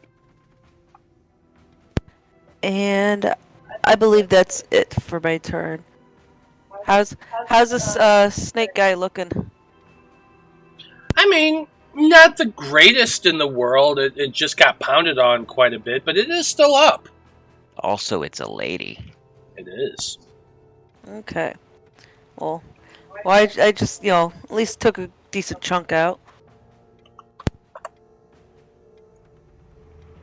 Okay, next up, we have that cultist that, poor guy is currently underneath this creature. Like, literally underneath this giant snake. He's going to have to make an athletics check to try to get out.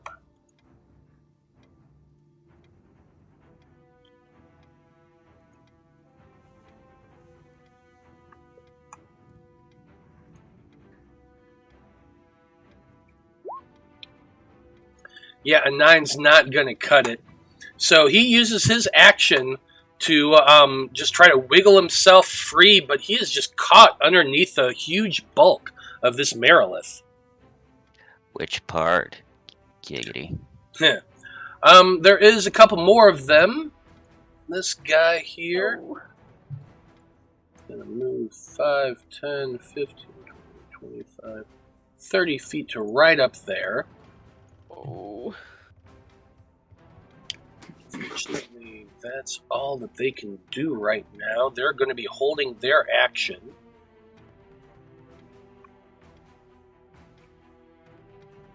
The one that threw that bottle is actually moving back up a little bit, so they can get a little 5, 10, 15, 20 feet to right there to grab Seth, and they're going to be dragging Seth back with them.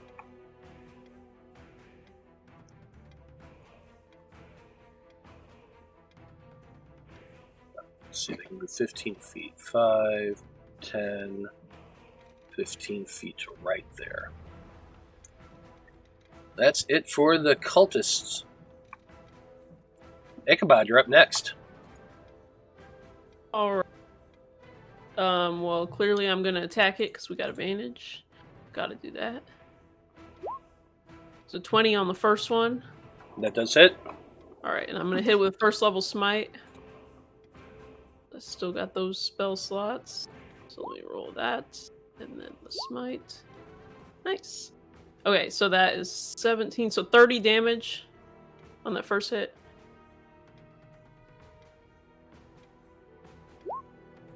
$18 on the second one.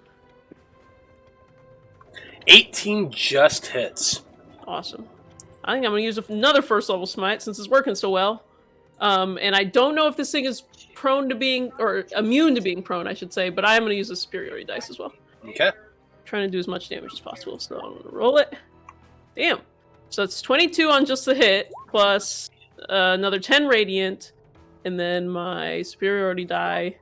It's just a 2, but it needs to make a strength save or be prone, unless it's immune.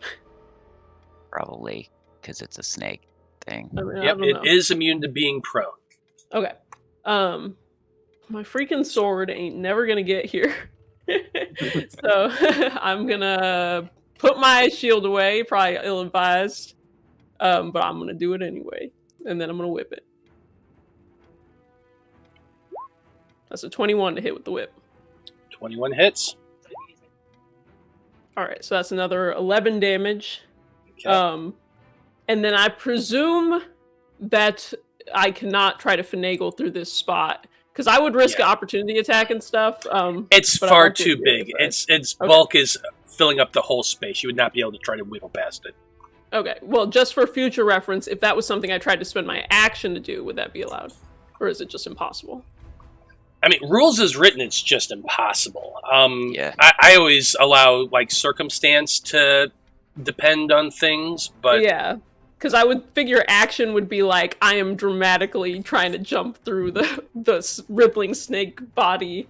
Think Or of like whatever. something Yeah. bigger than the turtle, except it's a Yeah, it's just Yeah. that when there's like a big snake. thing, it's not like a cube that's entirely filling a space. exactly, You know, exactly. like- So That's why I'm saying if I sacrifice something like an action, then would it be possible? I probably won't do it on my Yeah. next turn, but just for future reference. So just for future reference, it's kind of a case-by-case basis, depending Yeah. on the circumstance and how the things lay it out. Because yes, although technically a large creature takes up a 10 by 10 foot space, we all know there's gaps, things are moving around, so is it Yeah. theoretically possible? Maybe, but again, it depends on circumstance. Also, it would be pretty sick to dodge like 6 swords in the tail and stuff. But, you know, we'll get there. But All right, anyway, The end of my turn. okay. Next up, we have this knight who is no longer giggling, and Lapis, you're right there, so might as well go ahead and make some attacks. They have this giant-ass greatsword that they're going to be trying to take a swing at with you.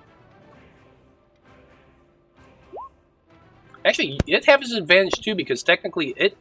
Well, no, yeah, it's flanking. it with the would be Merilith. flanking. Once it moves this way, it would be flanking. So we're just going to go ahead and call that. Yeah. So it does a 21 hit. Unfortunately. So 9 points of slashing damage. Second attack. I assume a 17 does not hit. Nope. Okay. So that's it for their turn. Except, now as a bonus action, they're going to pop a healing potion. Can I smack it out of their hand? No. Mick. Just attack an opportunity. Opportunity attack against the bottle. I mean, do you want to let the enemies have that ability too? No, Not no. I think Because, That's I just mean... like the jackass trying to use create water to fill somebody's lungs. No. Except this, I don't feel like that's just a misrepresentation of the rules. Mm, Lungs are not a container. I mean, it Yeah, could but you kind also of. don't have an ability that says you I can make mean- a reaction against somebody drinking a potion to smack it out of Exactly. their hands. So Interpretation. But, hey, guess what? It's the Marilith's turn, Yay! who ain't looking great, that's for sure. how much reach that lady got? All of it. Enough. Enough. Damn. I was hoping it was not enough to hit you. Don't you Well, I'm wish? standing right in front of you anyway. Yeah, 50 and behind me. What does that Ichabod. matter? Ichabod's done a lot of damage to this dude. So, there is that. Not a dude. Thank you. Everyone's a dude. I'm a dude. He's a dude. He's She's a dude. she's We're a all dude. dudes. Everybody's a dude. Yep. Okay, longsword attacks at Ichabod. 16 does not hit. Nope. 21. 21 hits because I don't have my shield out. 11 points of slashing damage. Third attack's a 20, which doesn't hit. Fourth attack's a 14. It's getting frustrated at this point. Come on, you can't even kill a dying man. Number 5 is also a miss. Number 6 25 hits. will hit. 25 will hit. Another 18 Oh points of my slashing damage. And she's going to spend a 5th level spell slot on a smite. Yep. I'm still standing, bitch. I lived, bitch. No, she's still got a tail attack, Yeah. at least. But maybe she Oh. wants to get Blaznir. I forgot about her reaction last turn. That's upsetting. Rip. Oh, well. And once we Last thing it gets to do is make an attack with its tail. Yeah, you know what? Ichabod, it's coming at you. Please. But that's a 16, so that misses. Ichabod is slashed up, wounded. There's blood everywhere. Sorry, Tomas. You are drenched. I ain't looking good. That is what I will say, without telling you exactly how many hit points I have. You're fine. Defense wins championships. Yeah, But exactly. Ichabod is definitely putting on a front, like he looks wounded, but he's not acting wounded. He's like, I'm fine, everybody. I'm fine. Let's just finish this. Ichabod You're is about to now the fall It's Black just a Knight. flesh wound. It's a flesh. I got plenty of hit dice I can use later. They say all my bleeding is internal. That's where the blood's supposed to be. Let's patch this all up. You know, we're good. Well, guess what? Ichabod, the gods are looking down on you with favor right now. Ghost Elf has redeemed a healing surge, Bro. and so you are going to be healed. Life-saving healing surge. She rolled the 18. I had 19 hit points. Wow. So go ahead and roll 3d4, and you're going to add that to your healing, because that's what our healing surges do right now. Okay, so it's just 3d4. Well, Is it's it plus it should be three? 3d4 plus 3, so do Okay, 3d4 okay. plus 3. I'll take 8 hit points. See, I kind of... Yeah, I put my shoulders back. I stretch a little bit. I crack my neck and I feel a tiny bit better. I was going to heal you, but now it doesn't look like you need it. Yeah, no, I'm fine. Use your Yeah, action you're to fine, attack. you're Just to keep dealing damage. I'll be all right. I swear. Definitely. Yeah, no, don't worry about me. It's all good. Just hopefully she You know, doesn't get another it attack. looks a lot worse than it is. You know, it's one of those wounds that bleeds a lot, and I got. It's like a One point a little attack. scratch on the head. Nothing deep, just like that's bleeding more than it should. Yeah, it's just one. Yeah, of no, those. I get it. I'm gonna heal you anyway. Yeah, oh, Blaznir, please don't worry about it. I insist. You're fine. You know, if you think you can hit with that flame blade, then I would say do that. But if you're not going to hit with the flame blade, then you might as well heal me. You But might as well try and hit with the flame blade. yeah, do what you want. Well, next up, we've got the Warlock of the Dreamer's turn.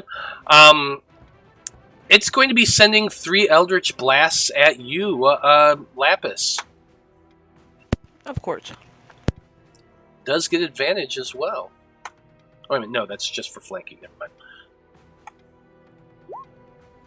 She's being flanked by the Merilith and this other guy. Unfortunately, only one of them hit Fortunately, for a total of 4 points of force damage. Wow. Wow. That's Eldritch Blast for you. Yeah, that Oh, sure is. no. Please, no.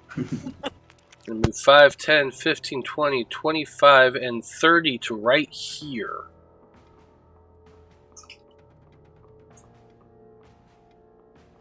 Last up, we have Tomas. Tomas heard Ichabod's belly aching and whining. And Was Briana out of character? Ichabod was saying, I'm fine. Don't worry about me. He's going to cast second level Cure Wounds on you. Oh, Tomas, you really shouldn't have. He's just getting tired of being blood on. Yeah, basically. Yeah, you know, we'll get you a nice hot bath later. So that's 17 points of healing. I mean, I appreciate it, but I did not need it. Thank you. Yeah, you did. I'm overcompensating. Oh, what did you find? God, I hope Tomas is standing under there with an umbrella to keep the blood off of him. I got high blood pressure. What can I say? Coming out like a Kill Bill character. That's going to be it for Tomas's turn. He's going to stay right where he is. Next up, we have the Illusionist's turn.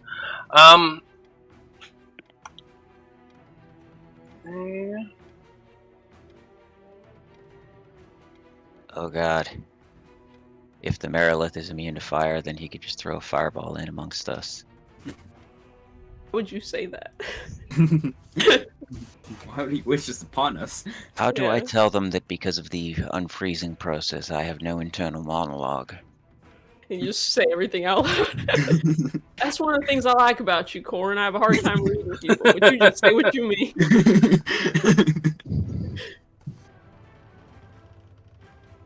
They're going to be moving right to there, and they are actually going to throw a fireball at your group. But they're doing it in a way that they're not trying to hit the Merilith.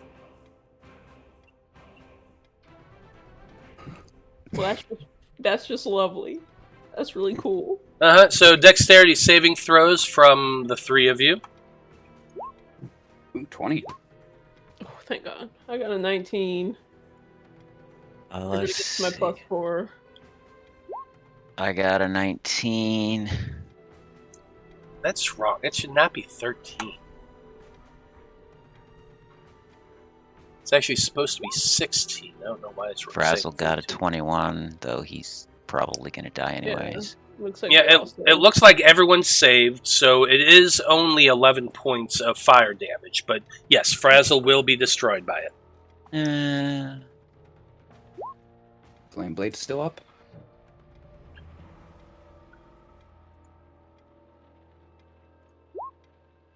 Tomas saved, so he is taking no damage. Gotta love being a monk.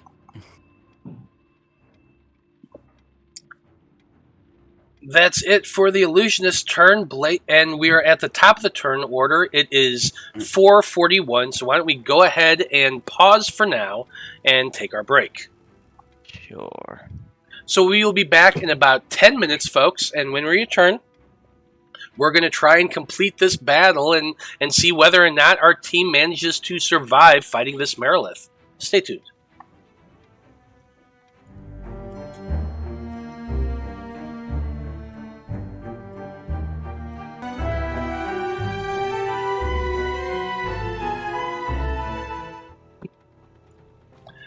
Howdy, everybody. We are back, and we are picking things up from the top of the turn order with Blaznir, who is directly in front of this Merilith, who has been taking quite a bit of cuts out of your old pal, Ichabod.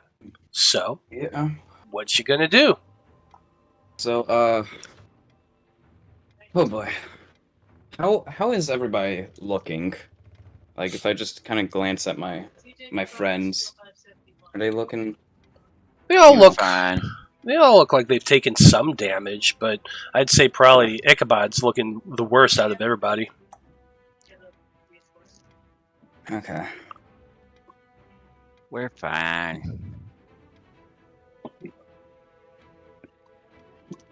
Is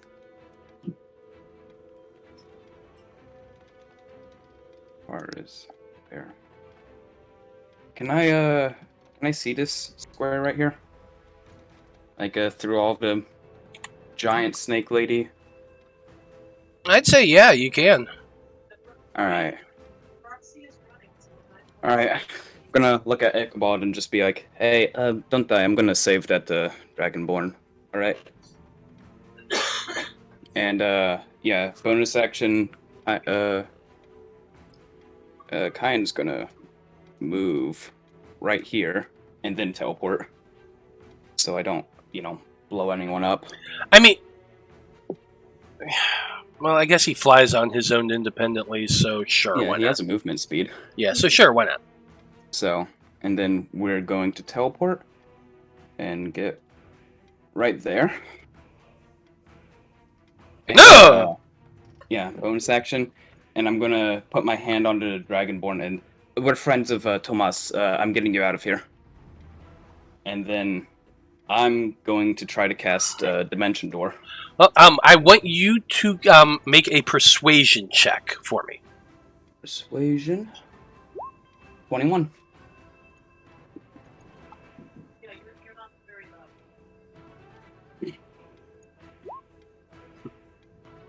Roxy is up to Um, Good oh, or bad. Yeah. Okay.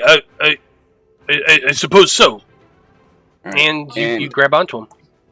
Yep, and I'm gonna wrap my cape around both of us and teleport to right there. Yeah, absolutely. You can dimension door away, grabbing onto him.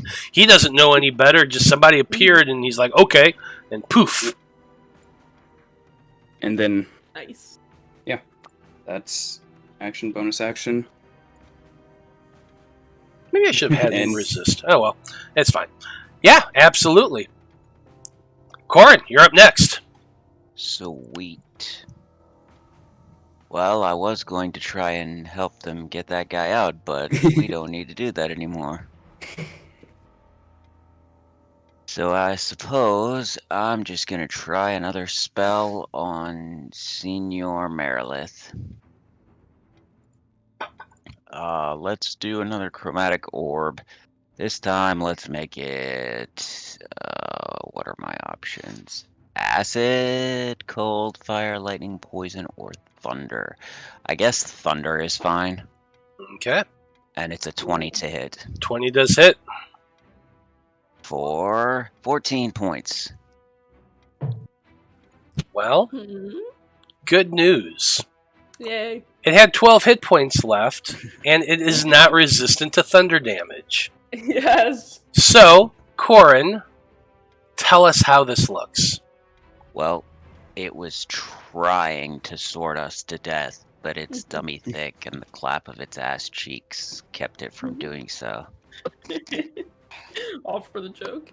That I'm pretty sure No, a I snake just doesn't did have thunder. ass cheeks. I just did thunder damage because I figured it probably wouldn't resist it. Yeah. Thunderclap. But with the clap of your thunderous energy, clapping those snake cheeks, the thing just dissolves into a gray mist and poofs away, destroyed.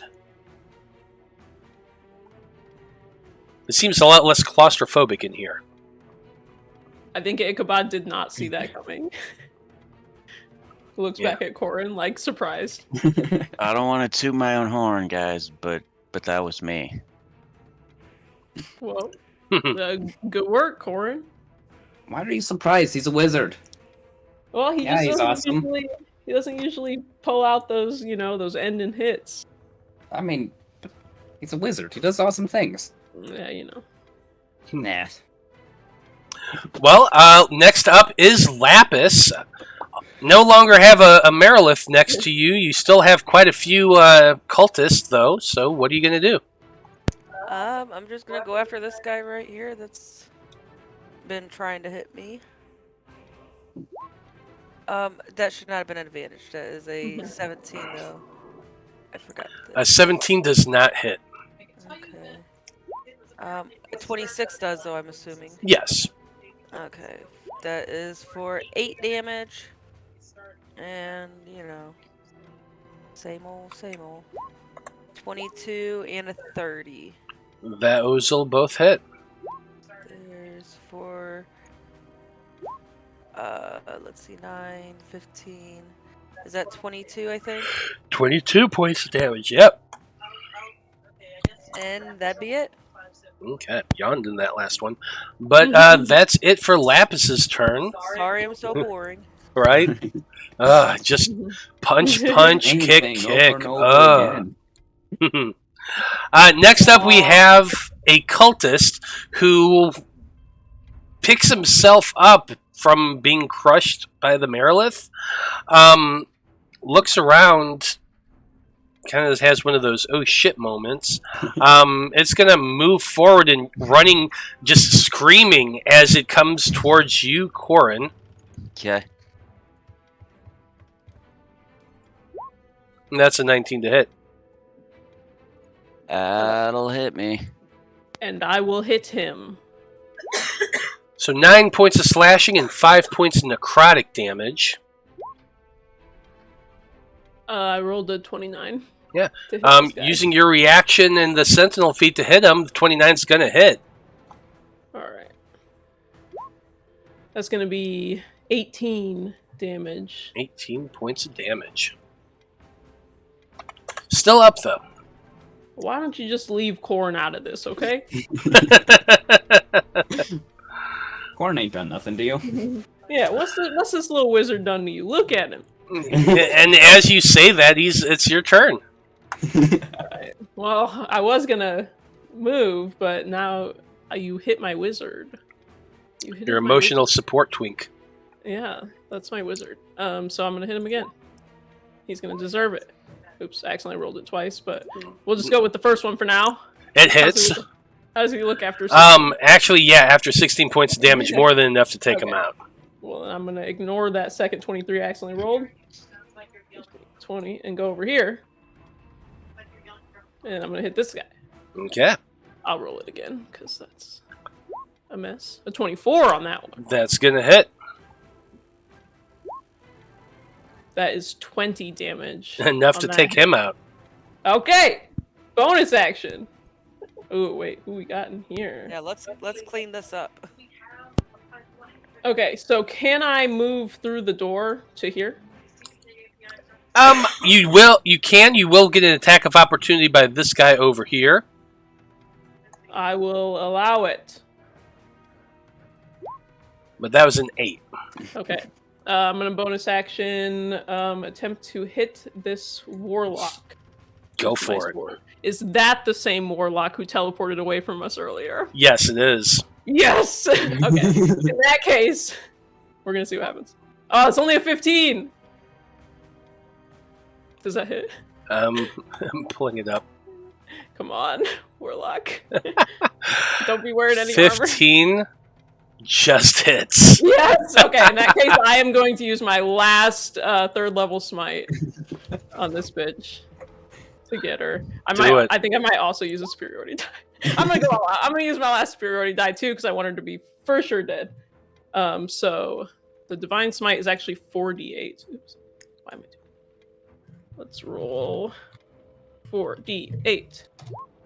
So it's 18 radiant damage, and then 1 superiority die for 5. And if she is still up, she has to make a strength save. Okay, let's see. I'm doing the math right now. So that was 20 on the first one, 35.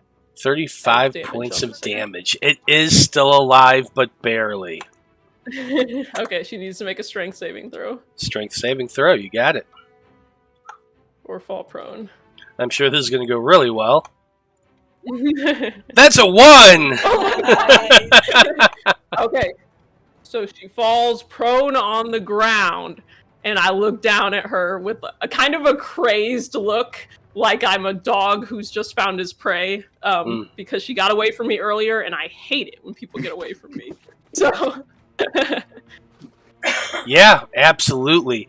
And you just look down at her full of hate. And the funny thing is, it's her turn next. I swear to God, if you dimension door, she has one spell slot left. Do it. Do it. I swear to God. I swear to God. Do it. All right.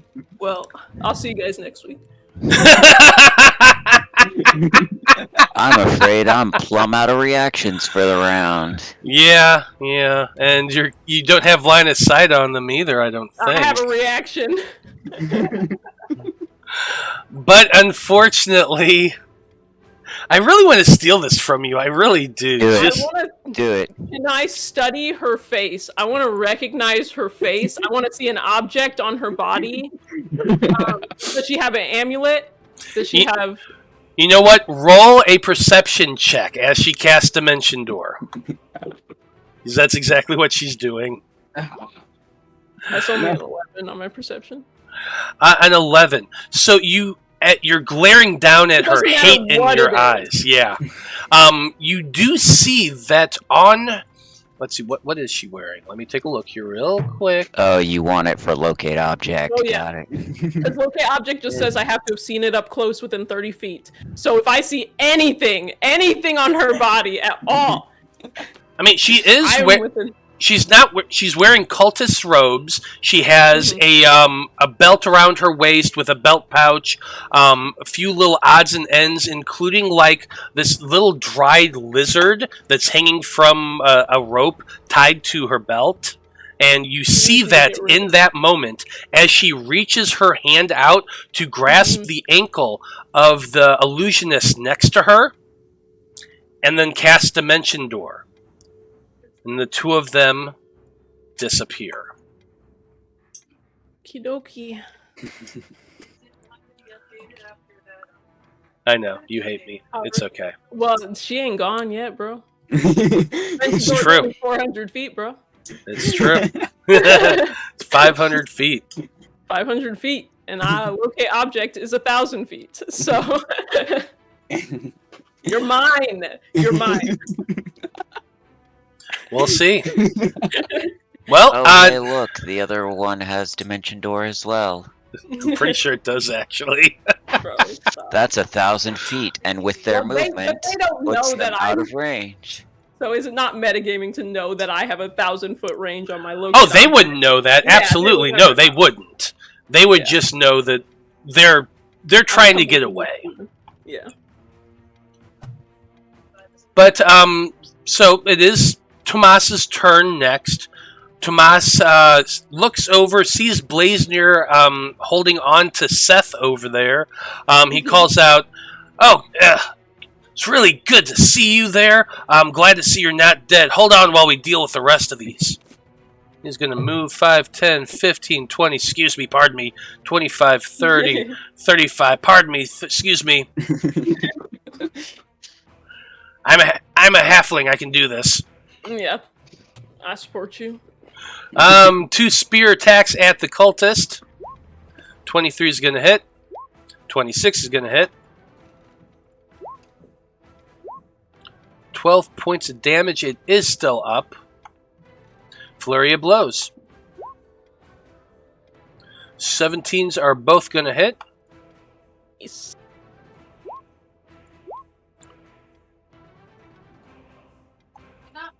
That's enough to take this guy out. Tomas comes running up, stabs him once, twice, jumps up, does a roundhouse kick, followed up by just a downward punch with both of his hands, hitting the guy right on the base of his skull, and the man drops to the ground, dead. Oh, there was one more over here. That's okay. After that, in turn order, is that illusionist.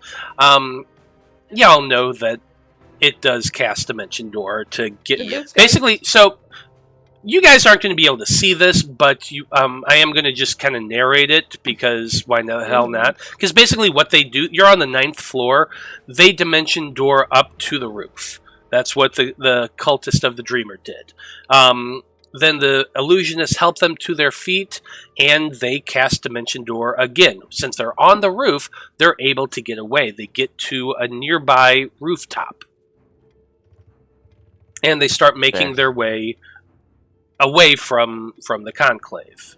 That's still, within 500 feet of Ichabod. Technically, right now, it would be, if you would actually know that. But we're not there yet. But I'm allowing you all to hear what actually happened to them. It is Blaznir's turn next. There is still one cultist alive. And you are down the hall with Seth.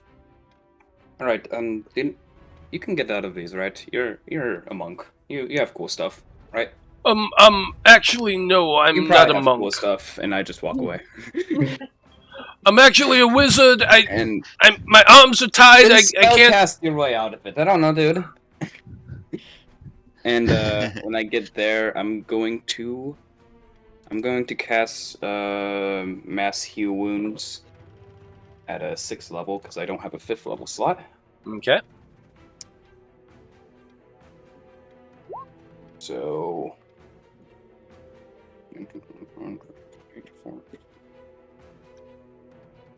That's 31 points of healing to whoever needs it. Is Tomas in range for that? Yeah, I believe so. Okay, cool. And everybody within range can take advantage of it? Yeah. Sweet. 6 creatures, so 1, 2, 3, 4. 5. Then I will take advantage. Yeah. And I am almost back up to full. Ooh, does that include this guy? Does that include Seth? Yeah, he's that'd be 6. Cool. Yeah, he definitely needs it. How's he looking afterwards? Is he still hurt, or Afterwards, he's fully healed. Oh, Nice. sweet. He's not a high-level guy. Mhm. And bonus action. Do I want to use? No, I'll use that. I'm going to use my 2 sorcery points and do a bonus action, produce flames at the one guy that's alive. So, Absolutely. 20 to hit. 20's going to hit. That's a lot of 27 points of fire damage. Blaznir. That's more than hit points than he has. Tell us how that looks as you just casually produce a flame and throw it at him. Yeah. You guys see a little just puff of magic go as I just quicker than expected just throw a fire at him, and it just kind of glances off his shoulder, but is enough to start burning him away. Oh.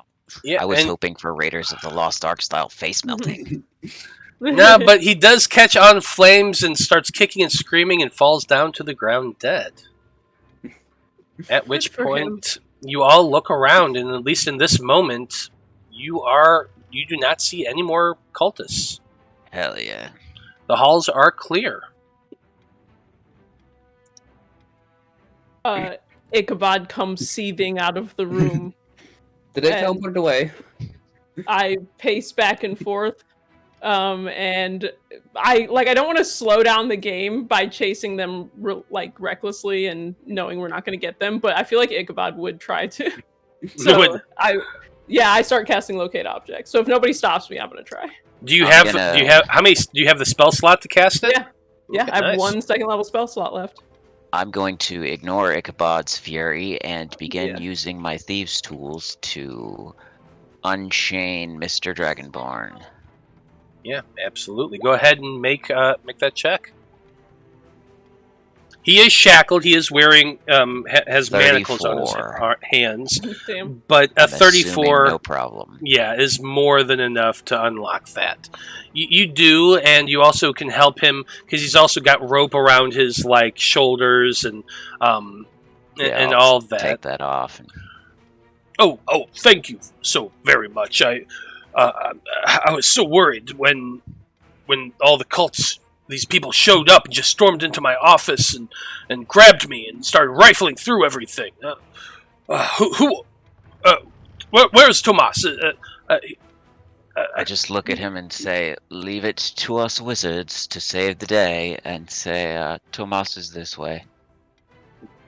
Now, when you cast Locate Object, at first, you would be able to tell that they are a ways away from you, but still within your sphere of recollection, or of detection. So you do know that they are somewhere to your east right now, and seem to be heading further east away.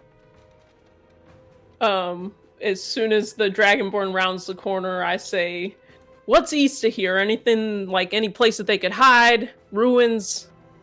Anything of the sort? I mean, there's... He like looks really surprised by this question. Yeah, there's staring at him. There's a lot of things to the east of here. That most of the city is to the east from, and then farther beyond. Well, there's a lot of stuff. I'm more concerned with why they were here in the first place. I kick the goth, the dead goth. The dead goth. And when he says, "Oh, there's a lot of stuff," because I'm so mad. Are you wanting to track them down, Ichabod? Yes, I would love nothing more. Well, we can if you want, but we should probably find out why they're here in the first place. But I guess we could do that if we find them as well. I sigh. Necessarily. Well, Blaznir, I seem to remember what happened last time. We went on a little dimension hopping spree that led us right into a thieves' guild. Sure, but this is different. This will end differently. Well, that's enough for me, honestly. If you Wow, I'm very persuasive today. I'm afraid you will be wants to making really bad. death saves before your friends arrive. Yeah, we're like talking about it right in front of Corrin. It's like I tried to be responsible, but I really want to do it. I mean, like we could all go. We don't have to just take. I don't even have my teleporter anymore. Hey, Matt. Yo. Since I was the one who unbound Mr. Dragonborn, could I potentially make, say, a sleight of hand check? I mean, With what them are you trying to do? handcuffies? Oh, you're like you just want the handcuffs? You can have them. He would have. No. I know I can have them. I was trying to cuff Ichabod before he does something foolish and teleports away. You can certainly try. Yeah. Hell yeah. That's only a 19 on a sleight of hand. What do I gotta roll? That would be a perception check, I suppose. I fail to see how this is gonna solve anything, because won't it just then teleport Ichabod with you? Are you with him? I mean, I'm teleporting with my hands tied. We're not teleporting. I don't have teleports. Yeah, I fully think that you're about to dimension door us away, just like when we tried to find the thieves. And so I'm like, yeah, Blaznir, let's fucking go. You're always there for me. Yeah, but with that, you do not notice as Corrin comes up next to you and just clasps those manacles on your wrists. So the question is, did he clasp the manacles together, or did he clasp me to him? Are we clasped together now? Corrin? Probably us together. Okay. Corrin, what? Is this really the time? I really don't think this is the time. Yeah, could y'all wait until You are exactly right. This is precisely not the time to go on a wild goose chase after folks who don't matter. Corrin, I don't even have the teleport. It's fine. Like You don't even have teleport? Please. I used it already. I was saying we could go to the roof. I could be a giant bird and we could go after them. Oh no, that's a pretty good idea too. Come on, Corrin. Fine. We'll let it go. I'll let it go. I'll try it and locate object in the morning or whatever, and if I find them, then we can go. But I understand. You made your point, Corrin. Alright, I'll unlock us then. Okay, No, make another thieves' tools. Sure. Please fail. The comedic value is so good that you need to fail this. I mean, it depends. Would I have disadvantage for not having both of my hands free? I'll allow it. So Damn it. 37 for the first one, or It's impossible. 39. So easily, you just grab that thieves tool, kick, kick, kick. Even as Ichabod's saying, "Oh, wait a minute, no, nope, it's off." Wow, he did that real fast. He really didn't hesitate for a moment. I have expertise in thieves' tools Mhm. and a maxed out dexterity. So, While y'all are saying this, Tomas has actually gone up to Sethrakar and is currently, checking him out. They're talking to one another, and Tomas turns and says, "Guys, this is all well and good, but Sethrakar here is telling me that there's been a lot of stuff going on down below as well. He's been hearing calls all throughout the past since the attack, saying that a much larger force is downstairs. And There's more. as he's saying this, you just hear a loud explosion, and the entire tower begins shaking. Or the entire building. It's not a tower, it's a building. Shakes. I need everybody to make dexterity saving throws. All right. that's a natural 1, Well, you got an 11. but I'm going to use a chronal shift to reroll that for a 17. Okay. So anyone who didn't roll a 15 is currently on their ass, knocked prone, as the entire building shakes. Tomas does save with my +4. But I am prone. Okay. But it's not hard to be picked back up again. Mhm. Yeah, I would reach down and, help Ichabod up. Thanks. Honestly, I'm in need of a little rest. But it doesn't seem like we have that kind of time. No. Definitely Why are they not. blowing up buildings now? Well, It's the second building they tried to blow up. I suppose we need to find out. I have a feeling they're not blowing up buildings per It's se. an expression, alright? It's a hyperbole. Don't need to take everything so literally. I will give myself 30 of my lay on hands. Okay. Is anyone here hurting? Nah, I've Nine- only taken a nine little bit of full. damage, so I'm fine. Alright. I'm a little over half. Sethrakar is kind of currently agreeing with Tomas. Yes, we must get down there right away and see what's going on. Show us the fastest Alright. route, please. Or point us in the direction. And that, unfortunately, is the kicker. There is no quick route through the Conclave. Your group has been through several of them by this point, and you know that the layouts in the Conclave are pretty much identical. They're all built relatively the same, and have the same floor plan. And basically, each floor has 2 stairs at opposite ends. And so, while you know the path, it takes a while. So what you're saying is that we would be very familiar with the layout of the Conclave. I mean, you're familiar with floors you've been on before. You haven't been on a lot of them, but you do know the simple fact that these Conclave buildings tend to be built the same.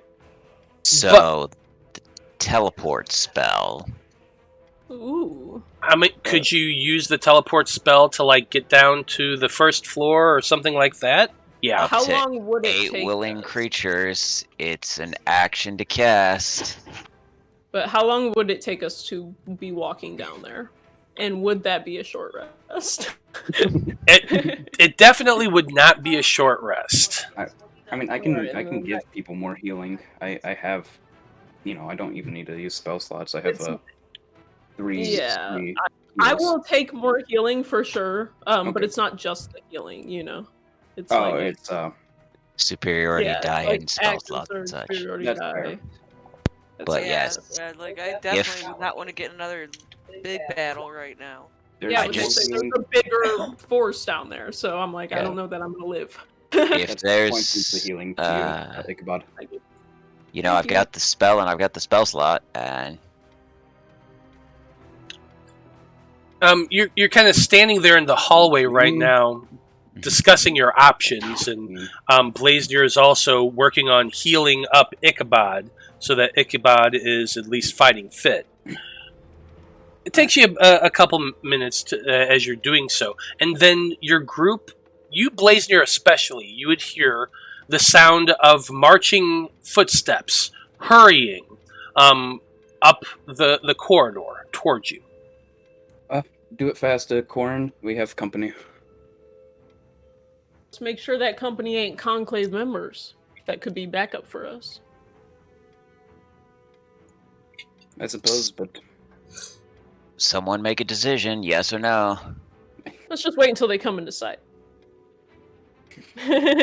Or I can peek around whatever corner. do you Alright. need any more healing, Ichabod, before? Oh no, I'm feeling fresh as a daisy. Thanks, Blaznir. Insight check. 28. How are you feeling? I am feeling pretty good. I'm at 111 out of 119, Okay. so I'm good. Okay. I have Sorry. been known to lie. I'm not Yeah, judged. No, that was very, very valid. That's why I allowed it. Very good in character. Yep. I do like it.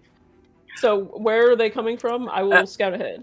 Okay, you've been looking down these halls, and you can tell there's really only one path to go along this route. So you start heading down that direction towards the tee-off. One side goes to a stairwell leading up, and the other is the route you took that you know leads to the stairwell going down. You run over there and you kind of glance out and start waiting for basically, it takes less than 2 minutes for them to come into view, and you do see that there are 6 individuals, all dressed in conclave uniforms of tan trimmed with green. They're all in that typical martial arts gi style outfit. All of them seem to have weapons in their hand, and they're hurrying up around the corner towards you. Can I really scrutinize them just to make sure it's not illusory or something of the sort? Make a Like, it doesn't perception look like check, I suppose. cultists in conclave clothes or whatever. It's only a 7, but I tried. Yeah, they definitely just look like conclave members. All right, I'll scurry back to my team and say, looks like a bunch of conclave members, about 6. Did their clothes fit? Far as I could tell. Far as I could tell, they looked straight to me.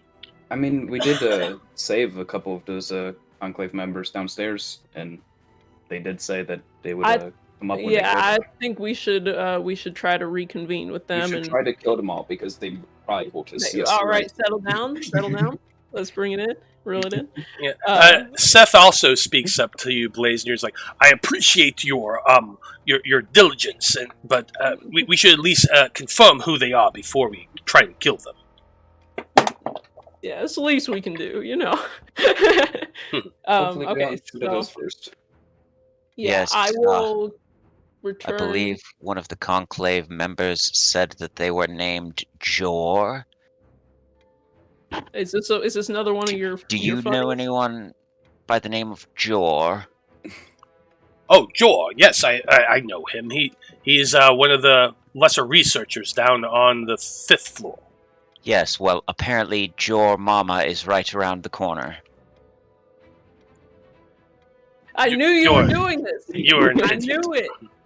All right, I want to peek around the corner again because I don't want them to round a corner and suddenly see me and surprise them. So I'm absolutely. going to stand at the end of the hallway. Okay, you walk around and you can see them starting to head up, and the moment that you step into view, they tense because Hold my hands up. We are here to help. We've just dealt with a bunch of cultists on this floor, and we heard something's going on downstairs. Make a persuasion check. Yeah, it's one of my known skills. Guidance. I know. I'm very good at. You're nowhere near him, Ooh. Blaznir. I have 60 feet. You That not is my Excuse me. subclass. what? Really? My College of Spirits subclass gives me 60 feet of Bumps guidance. up the range on it. Wow, nice. 22 on my persuasion. Okay. Nice. No, that's actually really awesome. Okay. That is pretty So yeah, you cast guidance. Nobody sees this happen. You hear Ichabod calling out to them, and the conclave members pause and relax, and they yell out to you. Yes, hello. We are with Master Ohm's expedition to Ilmithica. We received word of the attack, and we teleported in to see what was happening. Who are you? We're a little band known as the Debauchery Circus. You may have heard of us. I don't quite like the name, but that's what we've chosen to call ourselves. My friends are just around the corner, and we've got your friend, what was this Dragonborn's name? Seth. Seth. And we got Seth up here. He's fine. Where did you come from? What floor? We came from the 7th floor. Interesting. Did you pass anybody on your way up? We saw a lot of bodies all over the ground. Quite a few aberrations as well. Master Ohm teleported with us, along with a group known as the Fab Five, and they headed downstairs the moment that we arrived to see what was going on. They sent us upstairs to check on Master Seth. Yeah, I think I met a few of them fellas. Are those the fools from the Coliseum that one time? Yeah, very same fools. Tomas also. I liked them too. Tomas also speaks up. Oh, those guys are here. Well, that's actually mildly helpful. I've worked with them too. Well, in that case, I think they can handle whatever's going on. Yeah, we can go find those people that teleported away. All right, so we've cleared this out up here. I think so. Wait, how many floors are above us? Just the roof. Just the roof. Yeah, so we've cleared these floors out. Do you reckon we should go back down and reconvene? I guess with everybody? See what's shaking the whole building? And about that time, the building shakes a second time. I need everybody to roll another dexterity saving throw. Come on, Ichabod. That's a 24. Oh, I Not got 20. Natural one. I love natural ones. They're so fun. So good. Yeah, Blaznir, you just go ass over tea kettle, hitting your head against the ground. You're going to take 4 points of bludgeoning damage. I'm so glad you made me take some damage, because I would have made me take some damage. Yeah. Meanwhile, Corrin, like the trained ballerina. Mm-hmm. Yeah, His just natural pirouettes. And He's got sea legs. Tomas says, we need to get down there right away. Whatever they're doing down there does not sound good. All right, let's go. You guys come with us. Yeah, the Conclave members hurry over to the Chief Archivist and check him out. He tells them to head down with you. Tomas is walking alongside you as well as you all hurry, making your way down to the lower levels. Now, Did you say Master Ohm is here? oh, you know Master Ohm as well? I can't remember if I actually met him, but I know of him. We've heard of him during the... I'm pretty sure Lapis has met him, but I just know the stories Lapis has told me. Supposedly, he's a pretty tough guy. Yeah, he definitely is. I trained under him as well. He is, without a doubt, the greatest martial arts master of our age. Ooh, Ichabod rubs his hands together because I love seeing skilled fighters. He is one of the martial artists of all time. Well, I sure hope we do get to catch a glimpse of him doing his beautiful work. Sure enough. It does take some time because it's a pretty big building, but you're all hurrying as well as you can, and after about 10 minutes or so, you make your way down. During that time, there's several more explosions that you all have to contend with, but fortunately, there's no other cultists on the upper levels. By Hey, the Matt, time, yeah, we wouldn't be able to make any kind of skill check to hazard a guess at those explosions, would we? actually, I think you would be able to. You're a wizard. Go ahead and make an Yes, I Arcana am. check. Hell yeah. A nat 20 for a 30. Oh. Wow. Okay, so yes, you absolutely can tell that there are some large magical spells being cast. You recognize fireball.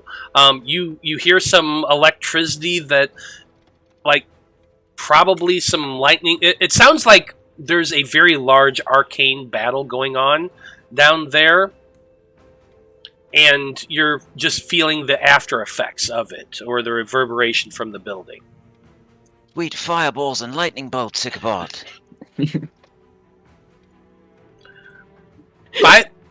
But by the time your group actually makes it all the way down, you find that the group that you find on the first floor a group of conclave members who are basically have barricaded around the entrance to the lower levels. Once Master Sethrikar shows up as well, because he followed shortly, was following behind you all. You are all able to get a report on basically everything that's been going on since you arrived. Apparently, a huge force overwhelmed the guards to the outer wall of the conclave and swarmed into the building itself. We're talking hundreds of what appeared to be civilians at first, but all of them started brandishing weapons and attacking. The surprise of it all kind of threw the conclave into a bit of a disarray, and during that time, more people started teleporting in. The cult themselves were using teleportation circles in the conclave to get through.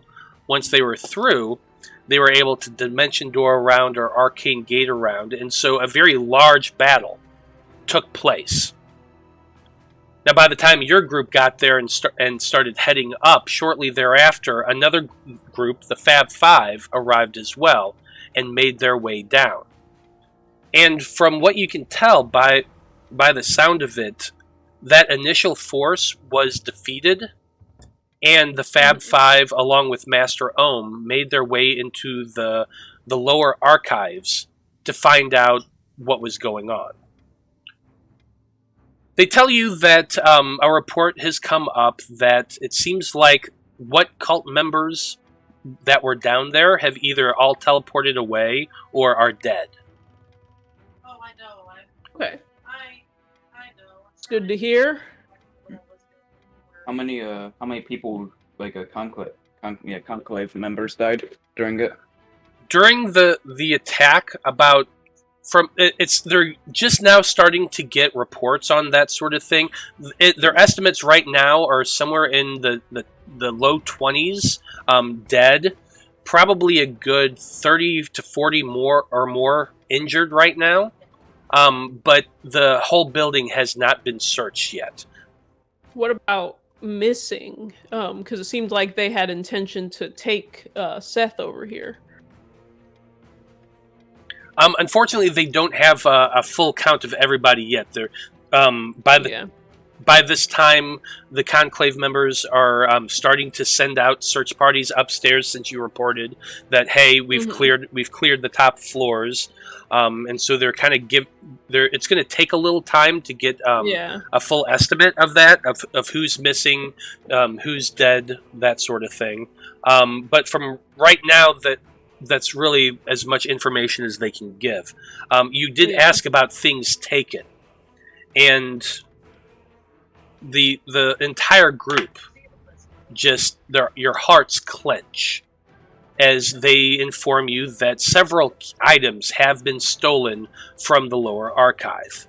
Yeah, let me guess. Mm-hmm. Yeah, Master Some Ohm. seeds, some roots. Yeah, probably about 30 minutes later, after getting this report and are completely filled in, Master Ohm appears once again, comes out from the basement and begins conferring. You see him for the first time, most of you. He is.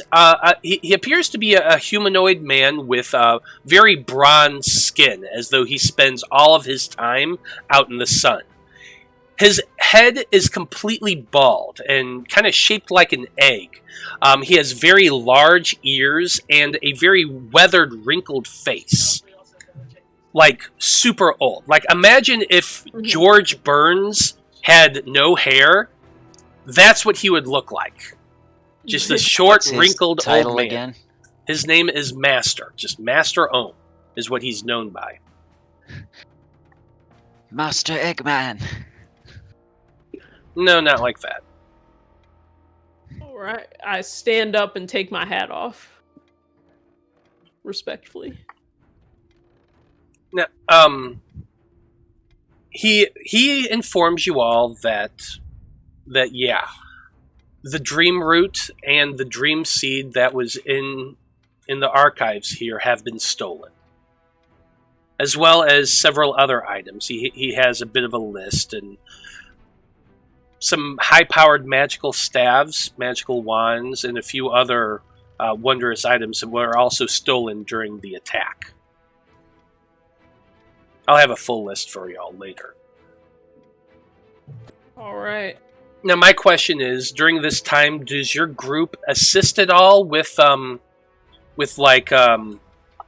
helping out with the Conclave, searching for survivors, that sort of thing? Sure. Yeah. Yeah, definitely we would. I'll be figure, on if nothing else, I'm certainly suited to help them sort through what's been taken. Okay.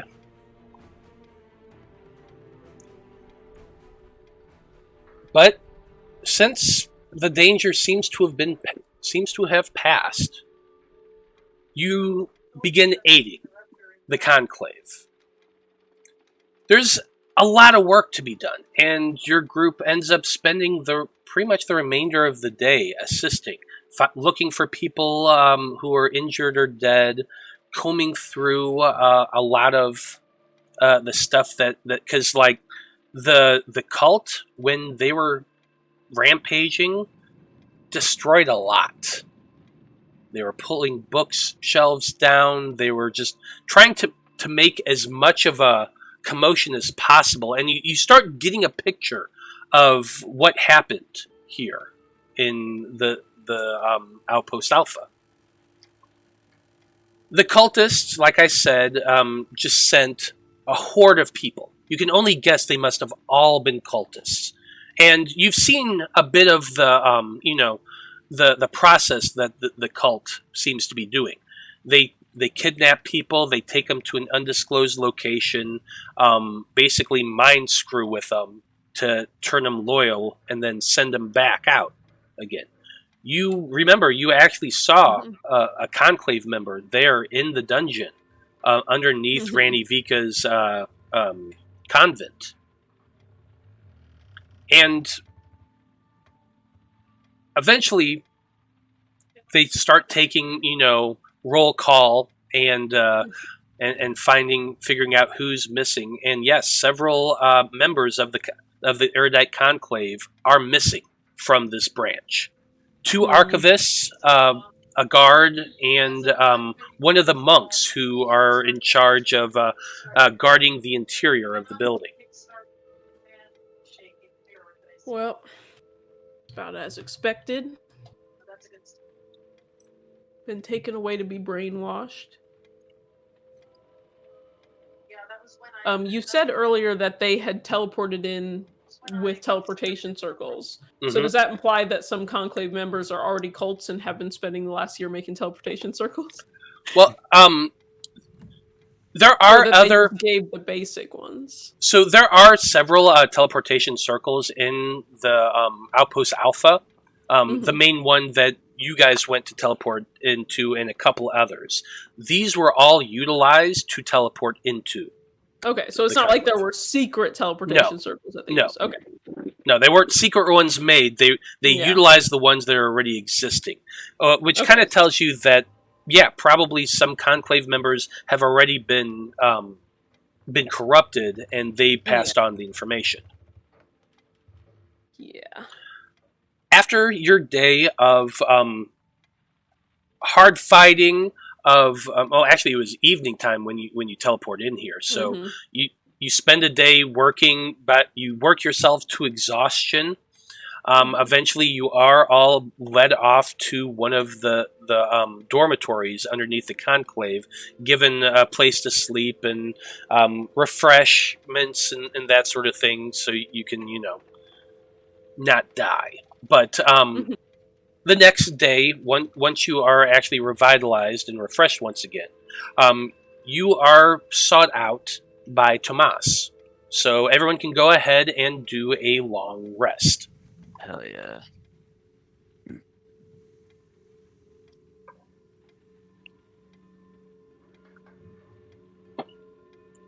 Now, when Tomas finds you, he tells you, "Oh, so a lot of stuff going on right now. I appreciate the assist you all gave, and Lapis, But you're a member of the Conclave too, so that's kind of expected. No buts. Something different, in fact. Oh, and I gave a brief report to Master Ohm and Chief Archivist Sethrakar, and they are inviting you to be a part of a war council that we're going to be having here in about an hour. Ichabod's face lights up. A war council? That sounds like boring. But Tomas, I'm at your service. Tomas nods his head and says, "Well, thank you, Ichabod. I appreciate it. We have reason to believe, and I don't think we're going to be wrong here, that the cult is getting ready to finish what they've been working on this last year or so. We know we know now that they have at least 4 of them, and chances are they've probably gathered the 5th. And based on the blueprints and everything that you, Corrin, helped me with, we're fairly certain that they're reaching their endgame now. All this is going to be explained in the council, but Lapis, you're a student of Master Ohm as well as a member of the Conclave, and, well, the rest of you have had a lot of experience dealing with this cult, but not only that, what's been going on in Coltrast is, well, we all know it's connected, but I think it plays a much bigger role than any of you all expect. So that's why you're being invited. Frankly, I don't need any more reason to go after this cult other than that they are evil. So I've got a vested interest in doing that per my oath. All the rest is just whipped cream. Tomas, I hate to ask, but do you think I could get like 25 gold pieces worth of like incense in some nature-based stuff? I wanna ask the world a question, and I kind of need that stuff. I wanna see what these cults are doing, and I have a spell that can help me, see if they're close to achieving their goals, or any question. But I need that stuff first. We got a little bit of time before the council, so let me see what I can find. All right, thank you. He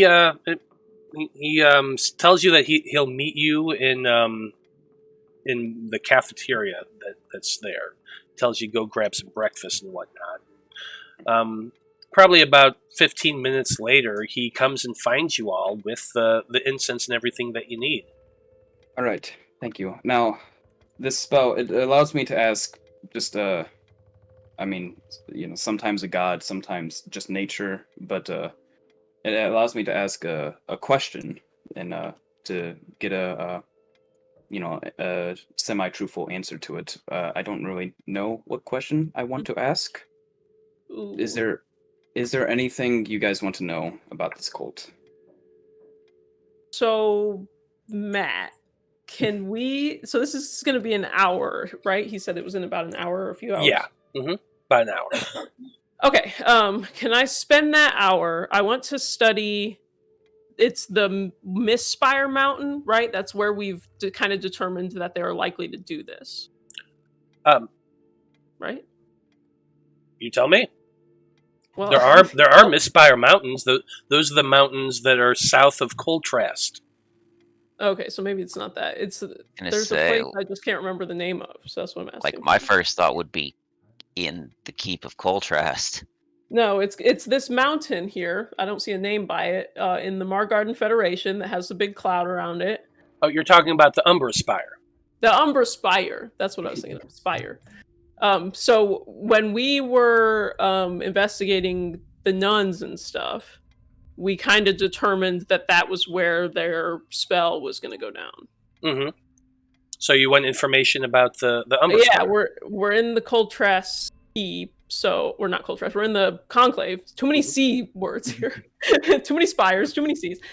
So I would like to read about this this spire, so that when I go to the War Council, I can have some good insights and maybe help me think of a question to suggest to Blaznir. Okay. Yeah. Corrin is not distracted by Ichabod studying. Not distracted by it at all. Okay. I So need your help, Corrin. Help. So Ichabod, if you ask, just asking Lapis about how the conclave works, she can tell you that she can get any information you request. So she would just have to track down a conclave researcher, which is a little, complicated because, attack, everything's in disarray. But the Umbra Spire is an easy thing to research. So she can grab somebody, gets some research, and brings it up to you. There's a lot of history about the Umbra Spire. It is the tallest single mountain on the continent of Loroupa. It's basically 4 times as tall as any other mountain. The contents of it itself is mostly a really, really dense dark stone, mostly petrification and that sort of thing.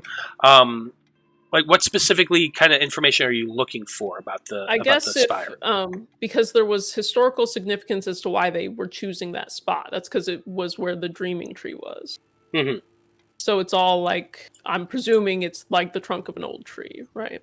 So a petrified trunk of an old tree. The thing of it is, like, it doesn't look like that or appear like that when you see it, but deep research and asking the right amount of questions, there is a lot of theories about what the Dreaming Tree is and what the Dreaming Tree was. A lot of people just consider the tree itself to be myth and legend, and the giant mountain out in the desert is just where a lot of these stories fixated upon. So I want to find the intersection of the Dreaming Tree and this spire, and maybe something that would say if there was like an interior to it or like a location, because I want to be able to be like, if we're going to go stop them, here's how we get in, or like, this is where we need to go and maybe we can attack from this angle, etc., etc.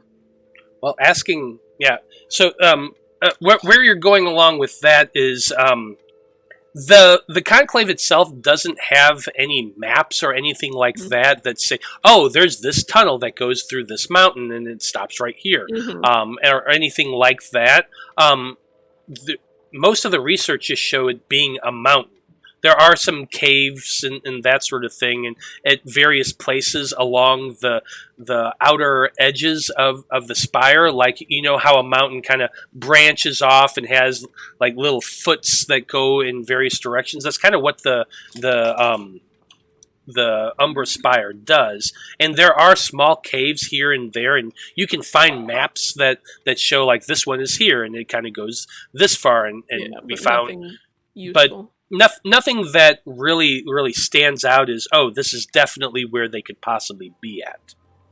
However, as you're asking about that, you do find a report that has been slipped into that, stating that there, like just recently, over the last hour or so, scouts have been scrying in that area, and they can confirm that there is a large army that is currently encamped along what is it? The northwestern spire of the Umbra Spire. There's a very large camp, army camp, that is camped out between two of these arms of the mountain. Interesting. Well, Blaznir, I guess you could ask where precisely this ritual is likely to go down. That's what I was thinking. Like a location would be nice. I was also thinking I could ask, like if they actually have everything they need to succeed. Well, I feel like we Right. should just work on that assumption. Yeah. That they have it. And them confirming it wouldn't actually be helpful to us versus knowing Yeah. exactly where they are. The Might only help thing that us. would be helpful with that sort of question is if we asked what they had left before they could perform their ritual. But since we would only get one question, we wouldn't be able to frankly, ask both. We've been spending this whole time basically following behind them, trying to stop them from stealing stuff. Seems Yeah. like it's not working. Getting a jump ahead is Yeah, would be nice. yeah, I'm sick of just chasing behind, always being 2 steps behind. I'd like to know where it's going to go down and how we can get there in the most undetected way, get the drop on them. Stop them before they do this ritual instead of arriving there just after. All right, where it's taking place, it shall be. So what spell are you wanting to cast, Blaznir? Divination. Okay, your magic and an offering puts you in contact with a god or god servant. You ask a single question concerning a specific goal, event, or activity to occur within 7 days. I offer a truthful reply. The reply might be a short phrase, a cryptic rhyme, or an omen. The spell doesn't take into account any possible circumstances that might change the outcome, such as casting of additional spells or the loss or gain of a companion.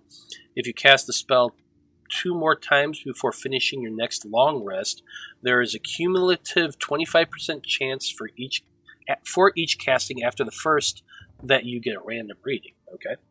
Interesting. Interesting. So Yeah, what if so they this don't is- intend to cast it within 7 days? Well, you can just ask where they Yeah. where they they are can. setting up the ritual. And I'm 'Cause- gonna find a nice empty spot of wilderness to try to cast it. I mean, Um, can I come with you? So If you want.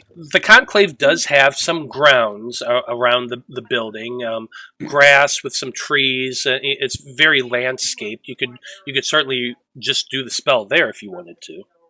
While Remember, you're in the attempting to middle of a cast big it, city. You get eaten by a bear. Yeah, I'm coming with on the off chance that somehow you reach Balrus, because I got a lot of stuff I need to Daddy issues.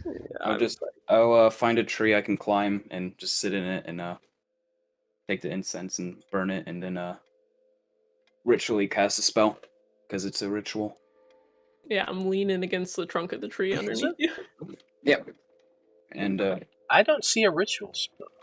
it has a ritual tag on Does it? my Huh, sheet. weird. Anyway, you sit down and you cast your spell.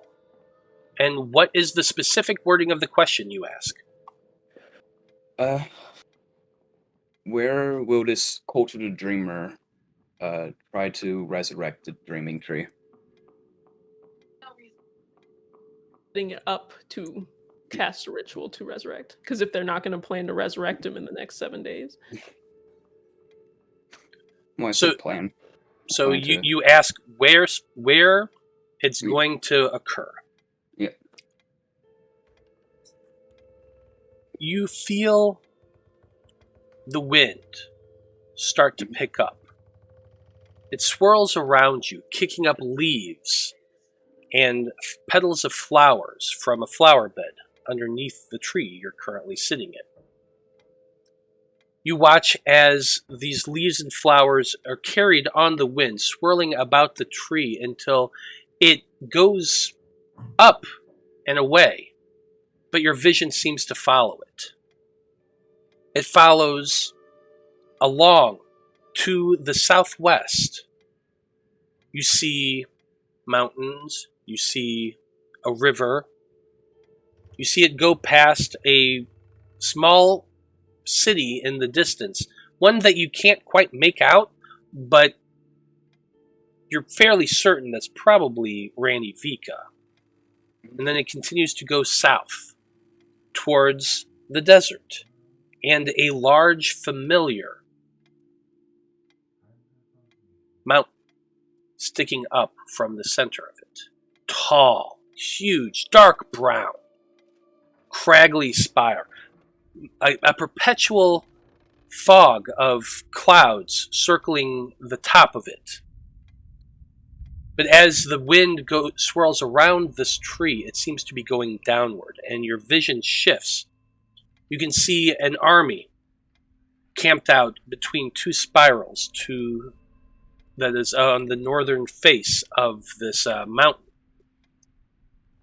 You see fortification being built, walls constructed between those two arms. You see a long tunnel, dark,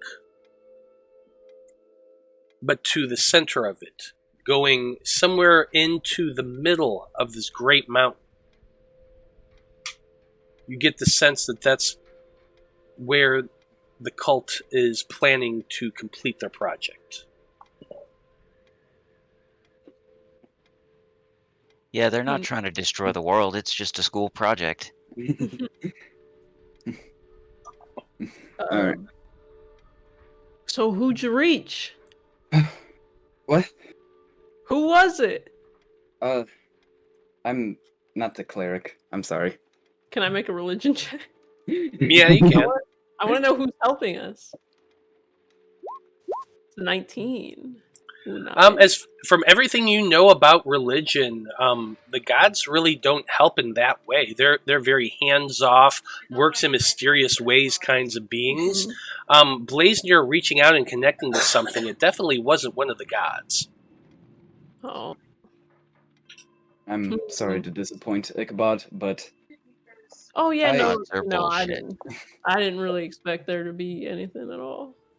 if there was something, they probably don't like me very much because I don't really believe in them. You don't believe that they exist, or you don't believe that they should be worshipped? Because I mean, if it's the former, you're just downright Either or. stupid. Look, everyone gets magic in different ways. It doesn't have to be a god. I get my magic from nature, and I do a lot of the same stuff clerics do. Oh, so you're saying they could exist, but they're not gods? I don't know what is up there. There might be something. There might be nothing, and I'm open to ideas, but Ichabod just shrugs and says, "Well, I haven't prayed once in 2 weeks, and I haven't been smote yet." I haven't prayed once in years. So actually, I think that counts, doesn't it? Anyway, yeah, yeah, you just prayed a little bit, Blaznir. yeah. Wow. I give him a playful punch. Anyway, I saw a giant mountain and the army fortifying a pass, A tunnel? a tunnel. Yeah. Secret tunnel. All right. Sounds like we're gonna be knocking on the front door, just like every other time. DM, Did I happen to see any giant trees like nearby? No. No Were there trees? any giant trees in the desert by the giant mountain that has nothing on it? Trees that would fit a turtle walking through, hypothetically. Definitely not. Just hypothetically. Just hypothetically, if if we somehow have something that can walk between plants, Unfortunately, no. There were no No. trees whatsoever. Okay. Well, Blaznir and Ichabod bond over their mutual confusion as to whether the gods exist or not. I mean, that's fair. But that's going to be it for this evening. So, thank you to everyone who watched. We very much appreciate you hanging out and tuning in with us. Come back next Monday to find out what's going to be going on in that War Council, what our team is going to be getting up to next. Should be a lot of fun. So, on behalf of everyone here in the Debauchery Circus, I just want to say once again, thank you for watching. Have a great evening, and we'll see you next week. Good night.